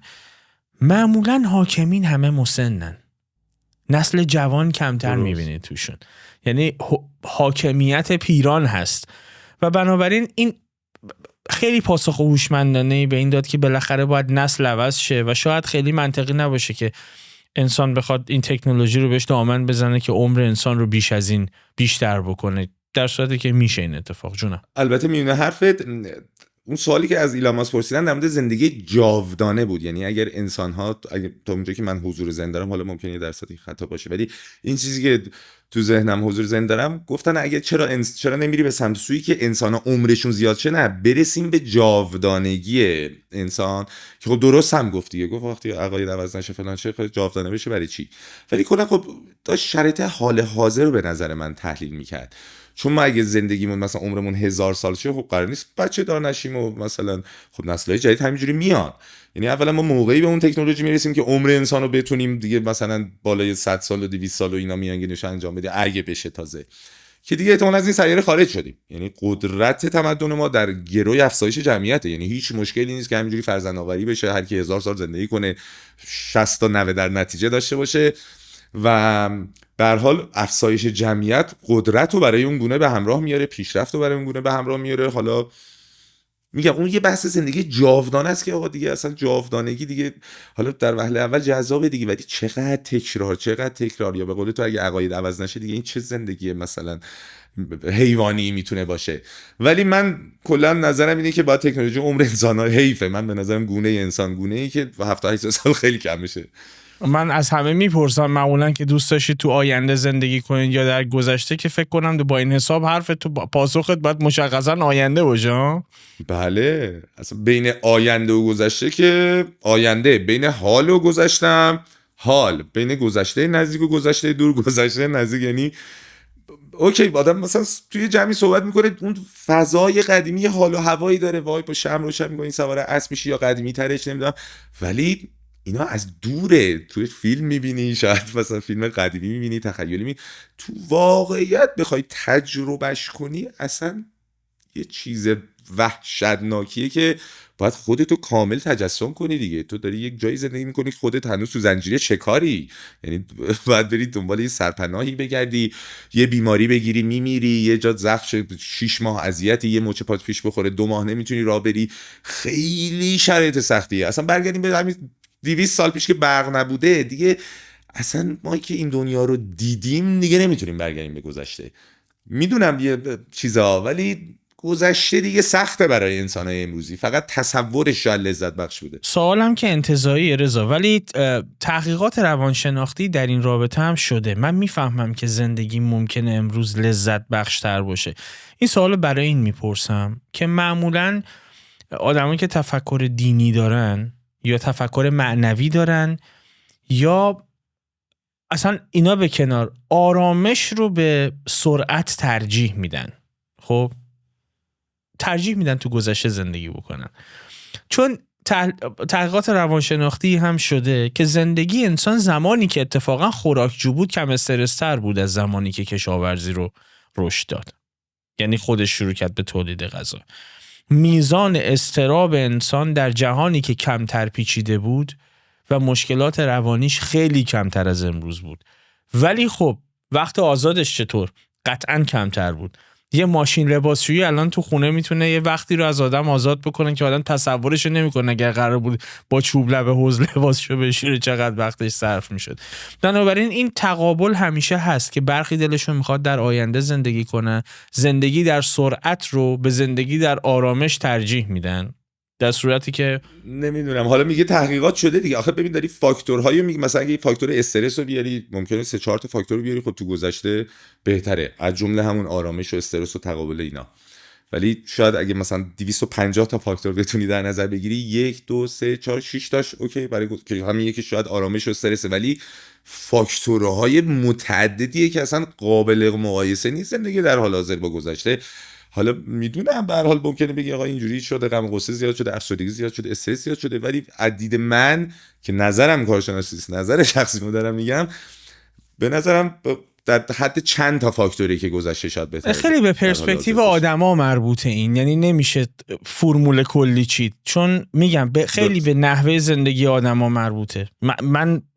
منم بپرسی تکنولوژی رو ترجیح میدم. یعنی اصلا منو الان پرتم کنی به 20 سال پیش دیوونه میشم، چه برسه مثلا به 1000 سال پیش، چون ابزاری که امروز ازش استفاده میکنیم انقدر به نظر میاد زندگی رو راحت کرده برای ما. وقتمون رو شاید اینطور تحلیلش بهتر باشه، وقتمون رو بیشتر آزاد کرده برای اینکه به فهم دنیا بپردازیم نسبت به گذشته. چون تو فرض کن گذشته اولا همه باید جمعی زندگی میکردن و خب نیازها همه به هم وابسته بود. اینجوری نبود شما یه چیزی میخوای بری سوپرمارکت بگیری که باید میرفتی جون میکندی براش و ممکن بود این چیزی که تو میخوای و اون فرده داشته باشه که اون یه چیزی میخواد که تو داری ولی اون نداره و برای همین خیلی جمعی زندگی میکردن و این خب وقت آزاد انسان رو هم کم میکرد. امروز واقعیت اینه که با توجه به این سرعت زندگی ولی تکنولوژی وقت انسان رو از جمعی جهات بیشتر برای تفکر آزاد کرده.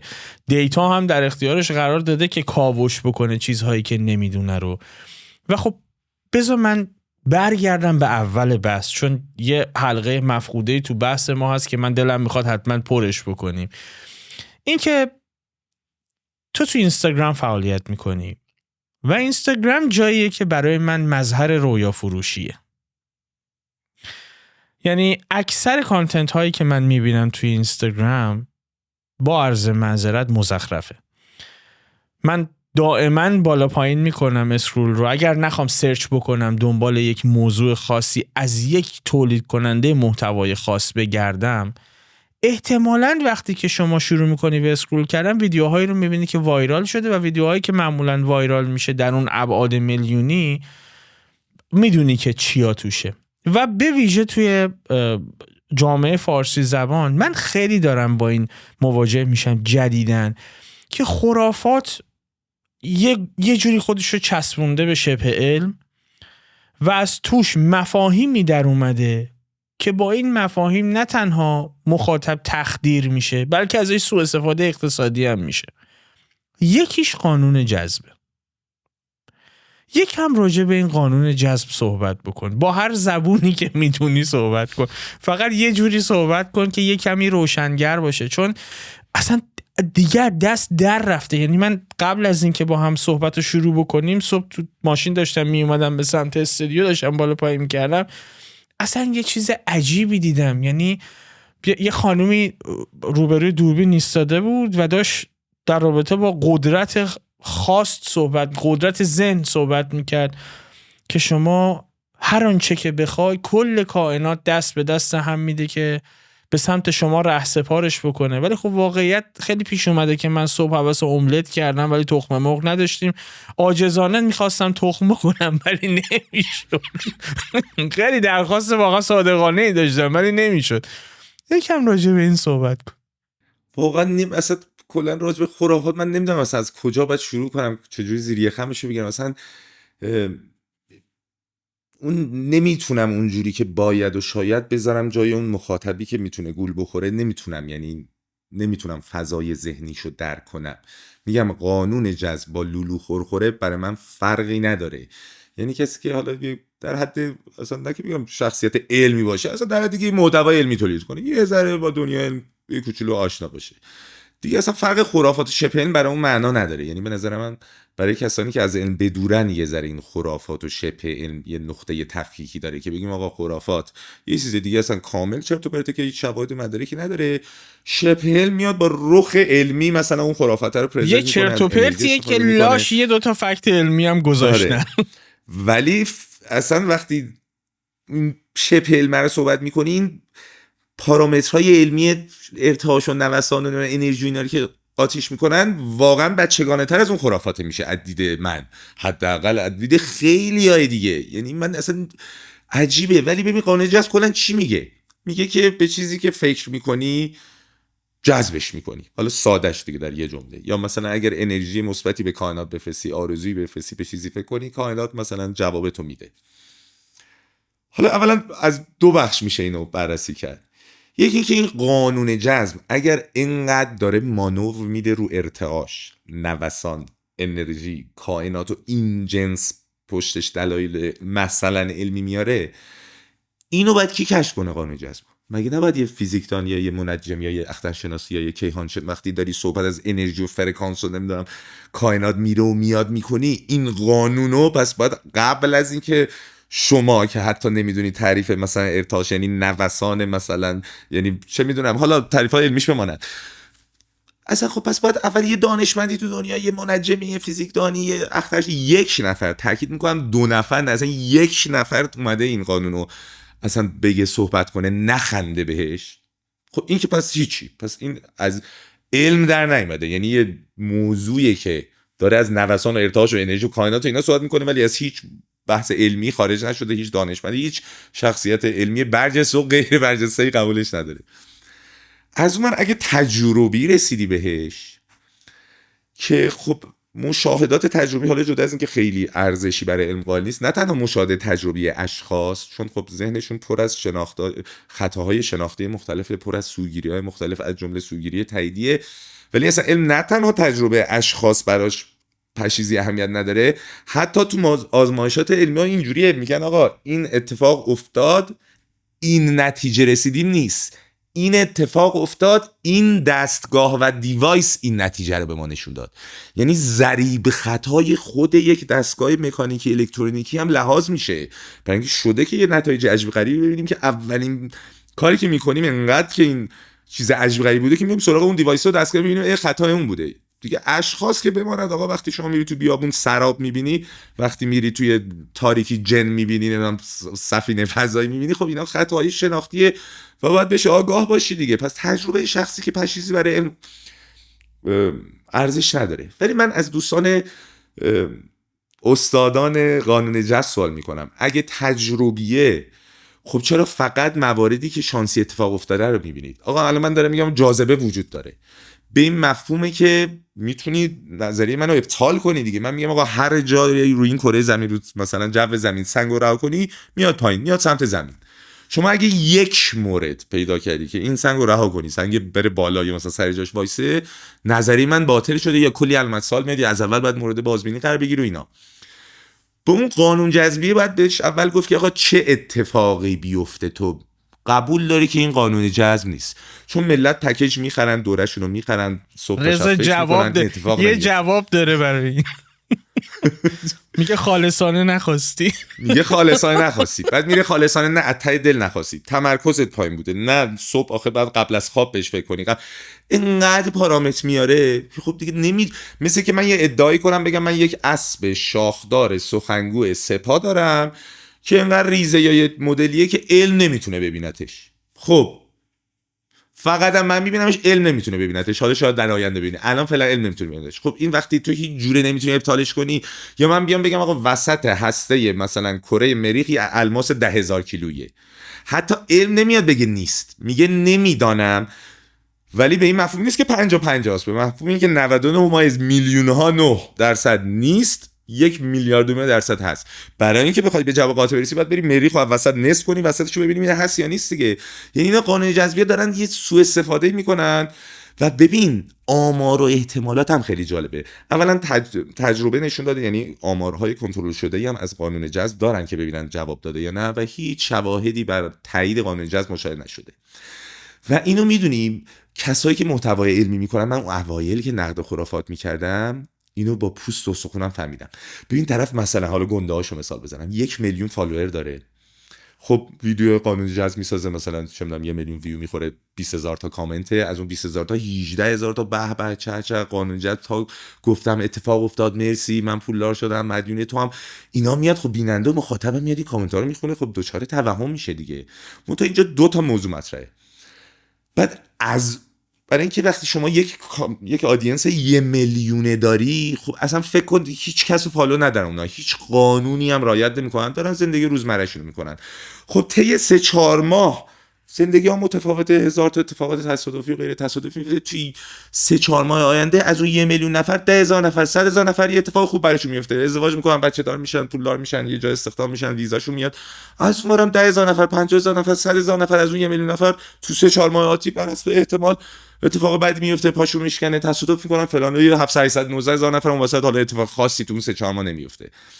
و این یه توهمی برای بیننده ایجاد میکنه. اونایی که رفتن این پکیج رو خریدن یهو شانسی اتفاق مثبتی هم افتاده، بعد اینو نتیجهشو به خاطر اون قانون جذب اصلا ربط همزمانی شده، اصلا همزمانیه دی. و ببین اینا هم زرنگن، اونایی که قانون جذب و دورشو خریدن وقتی میبینن نتیجه این نمیبینن، میان کامنت میذارن، پاک میکنن کامنت ها رو، یا اصلا نمیذارن. برای اینکه من تو 3 ماه که نقد خرافات میکردم روزانه 10 ها، حالا 10 ها نمیخوام اغراق کنم الکی، روزانه 10-12 تا دایرکت من میومد، چون من 4 تا نقد به قانون جذب داشتم.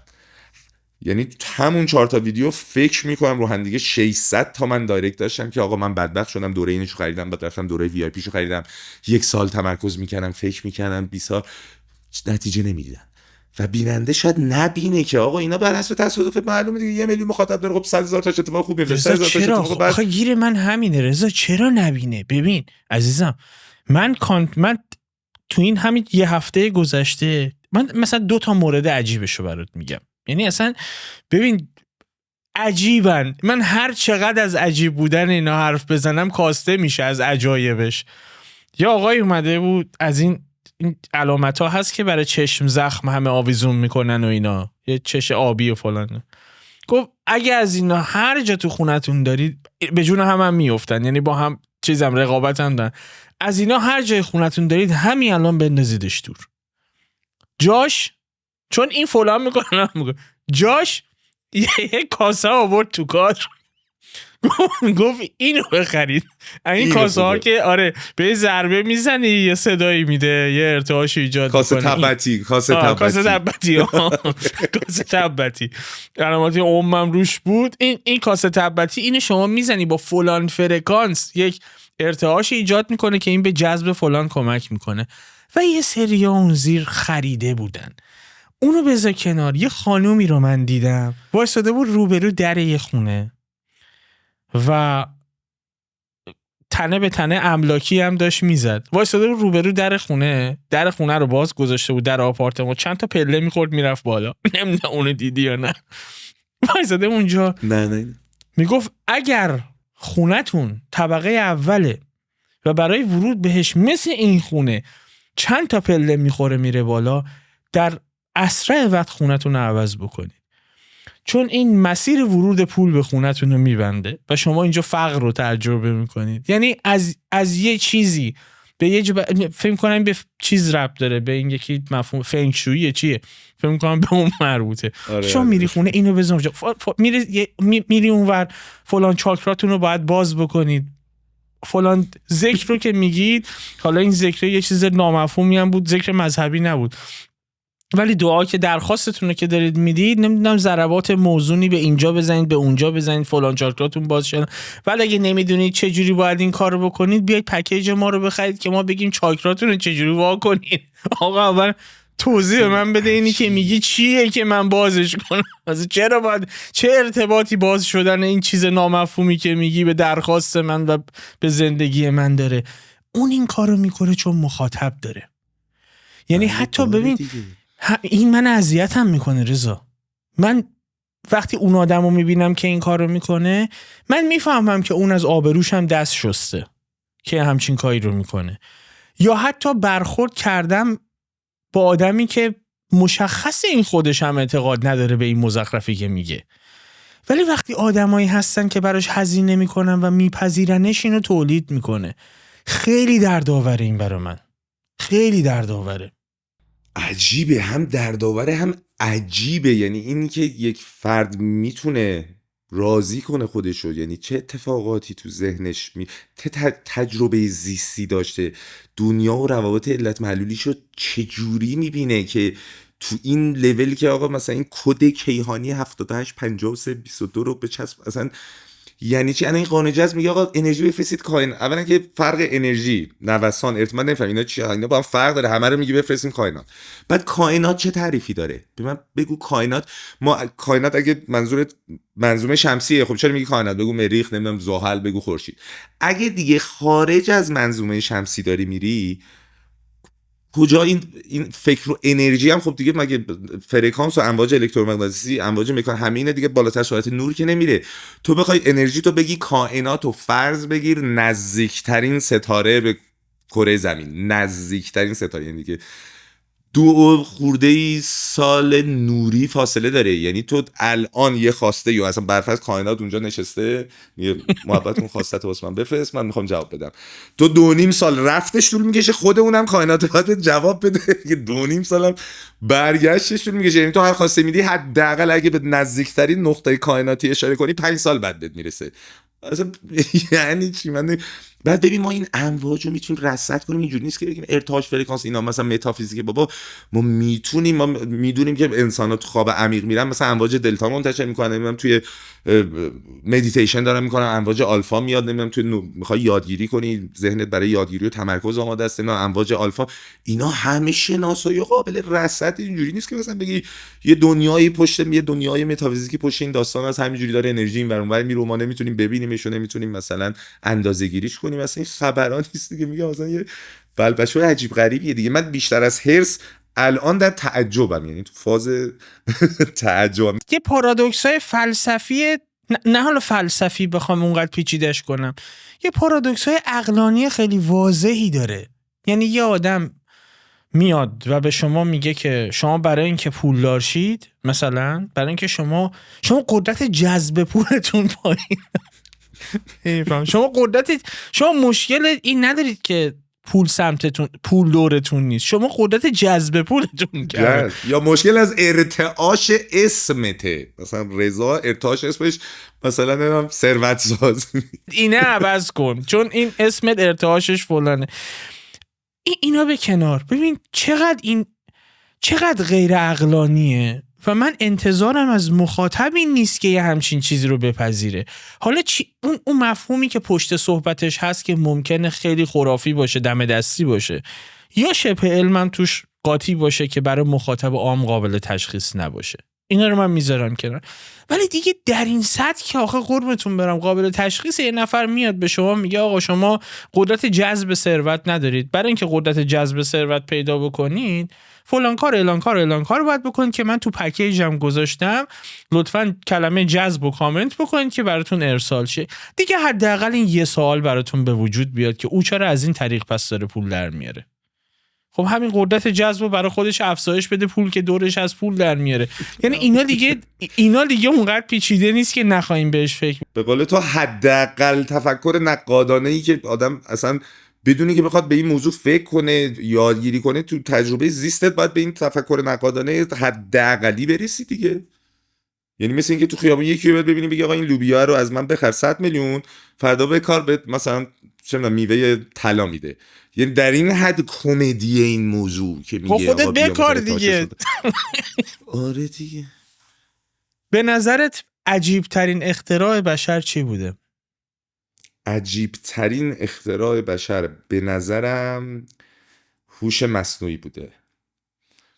نه به دلیل اینکه کلا به نظرم مهمترین و عجیب ترین اختراعات بشریت اصولا اختراعات آخرشه از دید من. یعنی هرچی علم پیشرفت میکنه خب اختراعات اخیرمون خب عجیب غریبه، ولی از این حیث من هوش مصنوعی و خیلی اختراع متفاوتی میبینم، برای اینکه بشر تو طول سالیان سال هر چی اختراع کرده حکم یک وسیله داشته براش. یعنی اگه اینترنت اومده، کامپیوتر اومده، اینا حکم یک وسیله‌ای داشته. آخر سر اگه میخواسته آگاهی خودش افزایش بده، پیشرفت کنه، باز باید به کمک این وسیله ولی به مغز خودش تکیه میکرد. یعنی همیشه انباشت دانش بشریت بوده که رو هم جمع میشد و این پیشرفت حاصل میشده. به نظرم هوش مصنوعی یه جنس دیگه است، یعنی کانسپت جدید اومده که برای اولین بار بشر میتونه به هوش مصنوعی تکیه کنه. یعنی صرفا هوش مصنوعی یک وسیله نیست، اصلا یه چیزیه که از خود انسان باهوش‌تره. من بقیه اختراعاتی که واقعا همشون هم به نوع خودشون مهم و عجیبن و از یه جنس میبینم، برق، کامپیوتر، اختراع چرخ، آتش، هر چی که میخوای بگی. هوش مصنوعی اصلا یک طیف و یک جنس دیگه میبینم و به نظرم شاید عجیب ترینش هوش مصنوعی بوده. ولی حالا نه خیلی هم بی ربط نیست، به خاطر اینکه احتمالاً انسان رو تبدیل به موجود دیگری میکنه. یعنی من فکر میکنم باعث میشه که انسان یه قدم به تغییر گونه خودش هم نزدیک بشه جدا. یعنی با این وضعیتی که من میبینم که ممکنه ایمپلنت در حقیقت مغزی به ما اضافه بشه و بعدن کم کم خودمونم کانکشن به اینترنت پیدا بکنیم، به نظر میاد که میتونه اصلا زیست انسانی رو یه تغییر اساسی بهش بده. اگه این قدرت رو داشتی که یه چیزی برای بشر اختراع بکنی که تا الان اختراع نشده، چی اختراع میکردی؟ و چرا؟ ماشین به هر حال اختراعی که حتما لازم نیست پشتوانه علمی باشه، یعنی یه بشکن بزنم بشه نه یه اتفاقی بیفته. مثلا سفر در زمان به نظر من جذابه. یعنی سفر در زمان، چه گذشته چه آینده، دیگه چی از این جذاب‌تر از دید من. اگه تولیدش هم کردی، اختراعش کردی، بشکن رو میزنی، اگه یه بار بتونی توش سفر کنی میری جلو یا میری عقب رو ببینی؟ عقب یه دور میرم جلو، ولی اگه زیاد باشه یه عالمه میرم عقب، ریزیز میام جلو، بعد میرم آینده. اون سیر تکامل رو خودم سعی میکنم تجربهش کنم. به عنوان آخرین سوالم که احتمالاً پیچیده ترینش هم هست، تو مرز بین اخلاق و پیشرفت علم رو آیا مرزی بینشون میبینی؟ از این منظر بهت میگم که ببین، انسان افزایش علم و آگاهی داشته، به واسطه علم تکنولوژیش پیشرفت کرده و در خط مقدم استفاده از تکنولوژی سلاح کشتار جمعی تولید کرده. آیا مرزی بین اخلاق و پیشرفت تکنولوژی میدونی؟ آیا مرزی، آیا بوردرلاینی، آیا چهارچوبی برای استفاده از علم متصوری که میخوام به این نقطه برسم که آیا این پیشرفت علم در نقطه‌ای ممکن از ظرفیت پذیرش انسانی اونقدر بیشتر باشه که باعث بشه انسان خودشو منقرض کنه یا نه؟ والا در شرفشیم اصلا دیگه. با اومدن هوش مصنوعی به هر حال واقعا نزدیکترین احتمال به انقراض انسان‌ها در طول تاریخ الان با اومدن هوش مصنوعیه. حالا نمیگم خیلی مناظرات مختلفی ایجاد میشه که خیلی ها میگن آقا سریع بریم هوش مصنوعی و پیشرفت بدیم، چون اصلا پیشرفت بشریت در گروه هوش مصنوعیه و ارجاع میدن به تجربات گذشته بشریت که میگن همونجوری که بمب اتم ساختیم، ایکس ساختیم، اتفاقی نیفتاد، هوش مصنوعی هم میتونیم کنترل کنیم. خیلی ها میگن دیگه نه، هوش مصنوعی مثلا شوخی بردار نیست، باید از اول مثلا پروتکلاشو در بیاریم، احتیاطهای لازم رو در واقع اجرایی کنیم. پس به هر حال علم در عین حال که باعث پیشرفت بشر میشه، به هر حال میتونه باعث انقراضش هم بشه دیگه، شوخی نداره. ولی مقوله اخلاق با علم، به نظرم علم میتونه کمک کنه که ما اخلاقیاتمون رو بروز کنیم، چون اخلاق یک موضوع نسبی و گذر زمان و پیشرفت علم و ایکس و ایگرگ و هزار تا چیز دیگه، پیشرفت فلسفه، من نمیدونم، حالا موضوعات خیلی متعددی هست. خب اخلاق که نسبیه دیگه. از اون ور حالا آره علم میاد پیشرفت میکنه، میبینه حیونا هم آگاهی تا حدی دارن، درد و حس میکنن، خب آقا پس حیونا رو آزار ندی. علم میاد میگه پس اینجوریه نمیدونم همجنسگرایی، نمیدونم مریضی نیست، فلانی نیست، پس بعد حقوق اینا رو هم نگه داریم. به هر حال علم کمک میکنه که وقتی ما علم کمک میکنه که خودمون رو بیشتر بشناسیم و دنیای واقعی پیرامون رو بیشتر بشناسیم، خب اخلاقیات بروزتری هم میتونیم اخلاقیاتمون هم بروز کنیم. ولی از اون خطرات خاص خودش هم داره دیگه. یعنی علم، ببین آخه اصلا لازم نیست حتما به هوش مصنوعی برسه. علم با پیشرفت علم یه جوری میشه که افراد تو خونهشون میتونن کار عجیب غریب کنن. میفهمی چی میگم؟ یارو طرف تو خونهش به قول احمد نژاد میتونه بمب اتم بسازه، یارو تو خونهش میتونه ویروس مرگبار بسازه. یعنی با پیشرفت علم، یعنی 3D سه‌بعدی اومده تق تق میزنه عجیب غریب. تو این حیث و بس حرف کیو تایید کردی؟ نه یعنی منظورم که اصلا بحث اینه که وقتی علم پیشرفت کنه یه جوری تو عموم میاد، یعنی تکنولوژی نمیرسه که حتما بمب اتم و فلان دولت بتونه بسازه، فلان هوش مصنوعی یا حتما گروه مایکروسافت نمیدونم گوگل بعد پشتش باشه دیگه. یه جایی به بعد تکنولوژی یه جوری میشه که آدم‌ها هم میتونن کارهای عجیب غریب کنن و باید اخلاقیات، من نمیدونم آیا سرعت پیشرفت علم یه جوریه که من احساس میکنم شاید این اخلاقیات نرسه بهش، چون دیگه داره ترکیده، اصلا سرعت علم قابل کنترل نیست. چون داریم میرسیم به اون مفهوم غیر قابل تخمین بودن جهان، یعنی تخمین ناپذیری پیشرفت تکنولوژی، یعنی یه نقطه‌ای به بعد دیگه تخمینش از دست ما خارجه.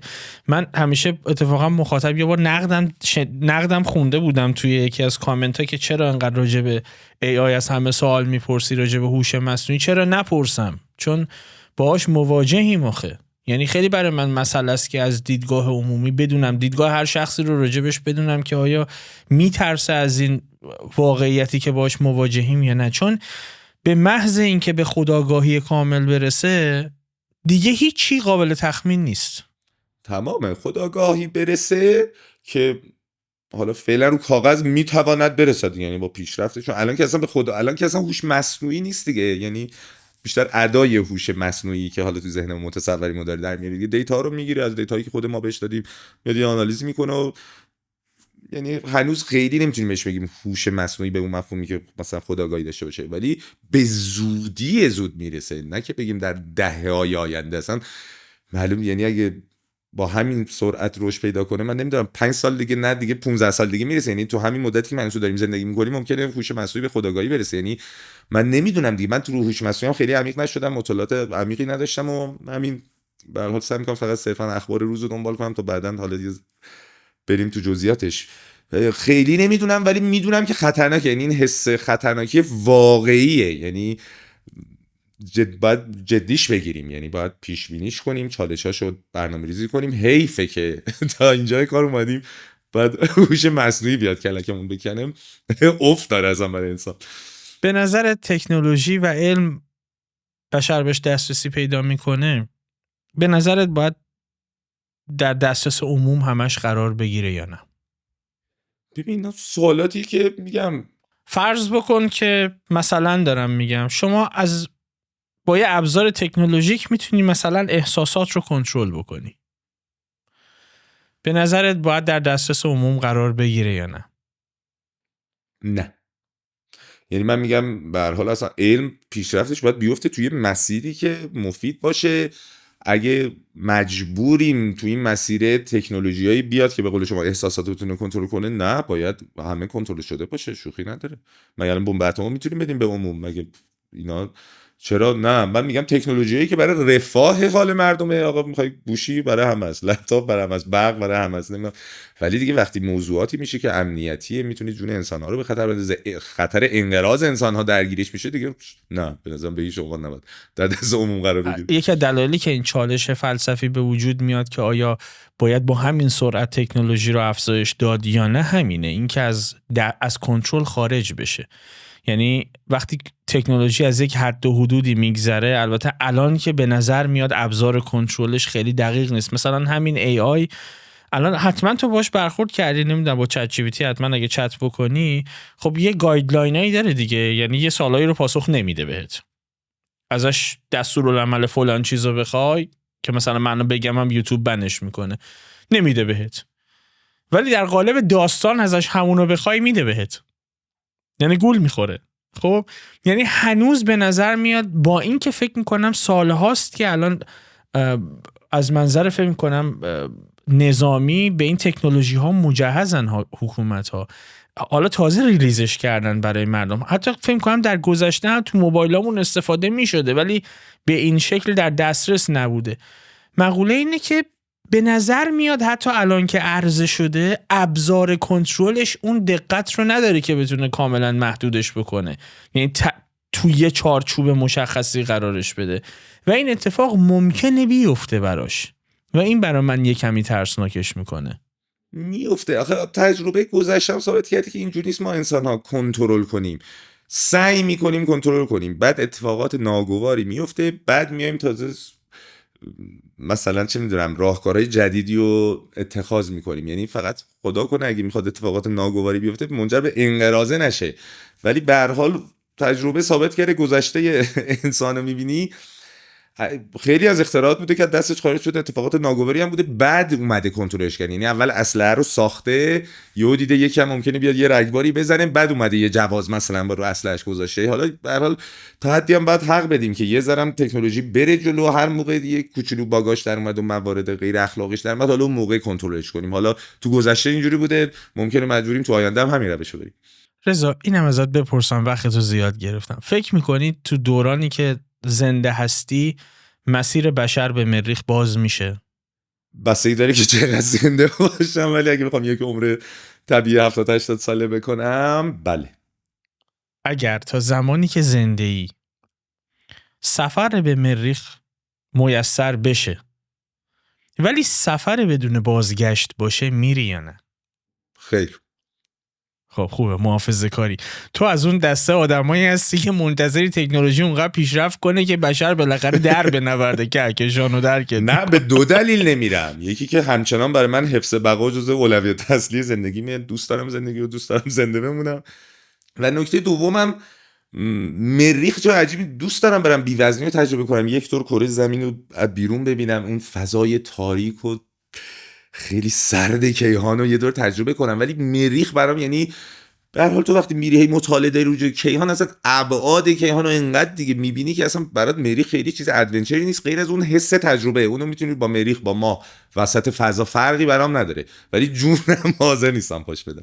دمت گرم، سوالای متعددی ازت پرسیدم، با حوصله به همش پاسخ دادی. میدونم که این بحث خیلی بحث فراگیریه، عریض و طویل هم هست، نمیشه به همه چیش پرداخت.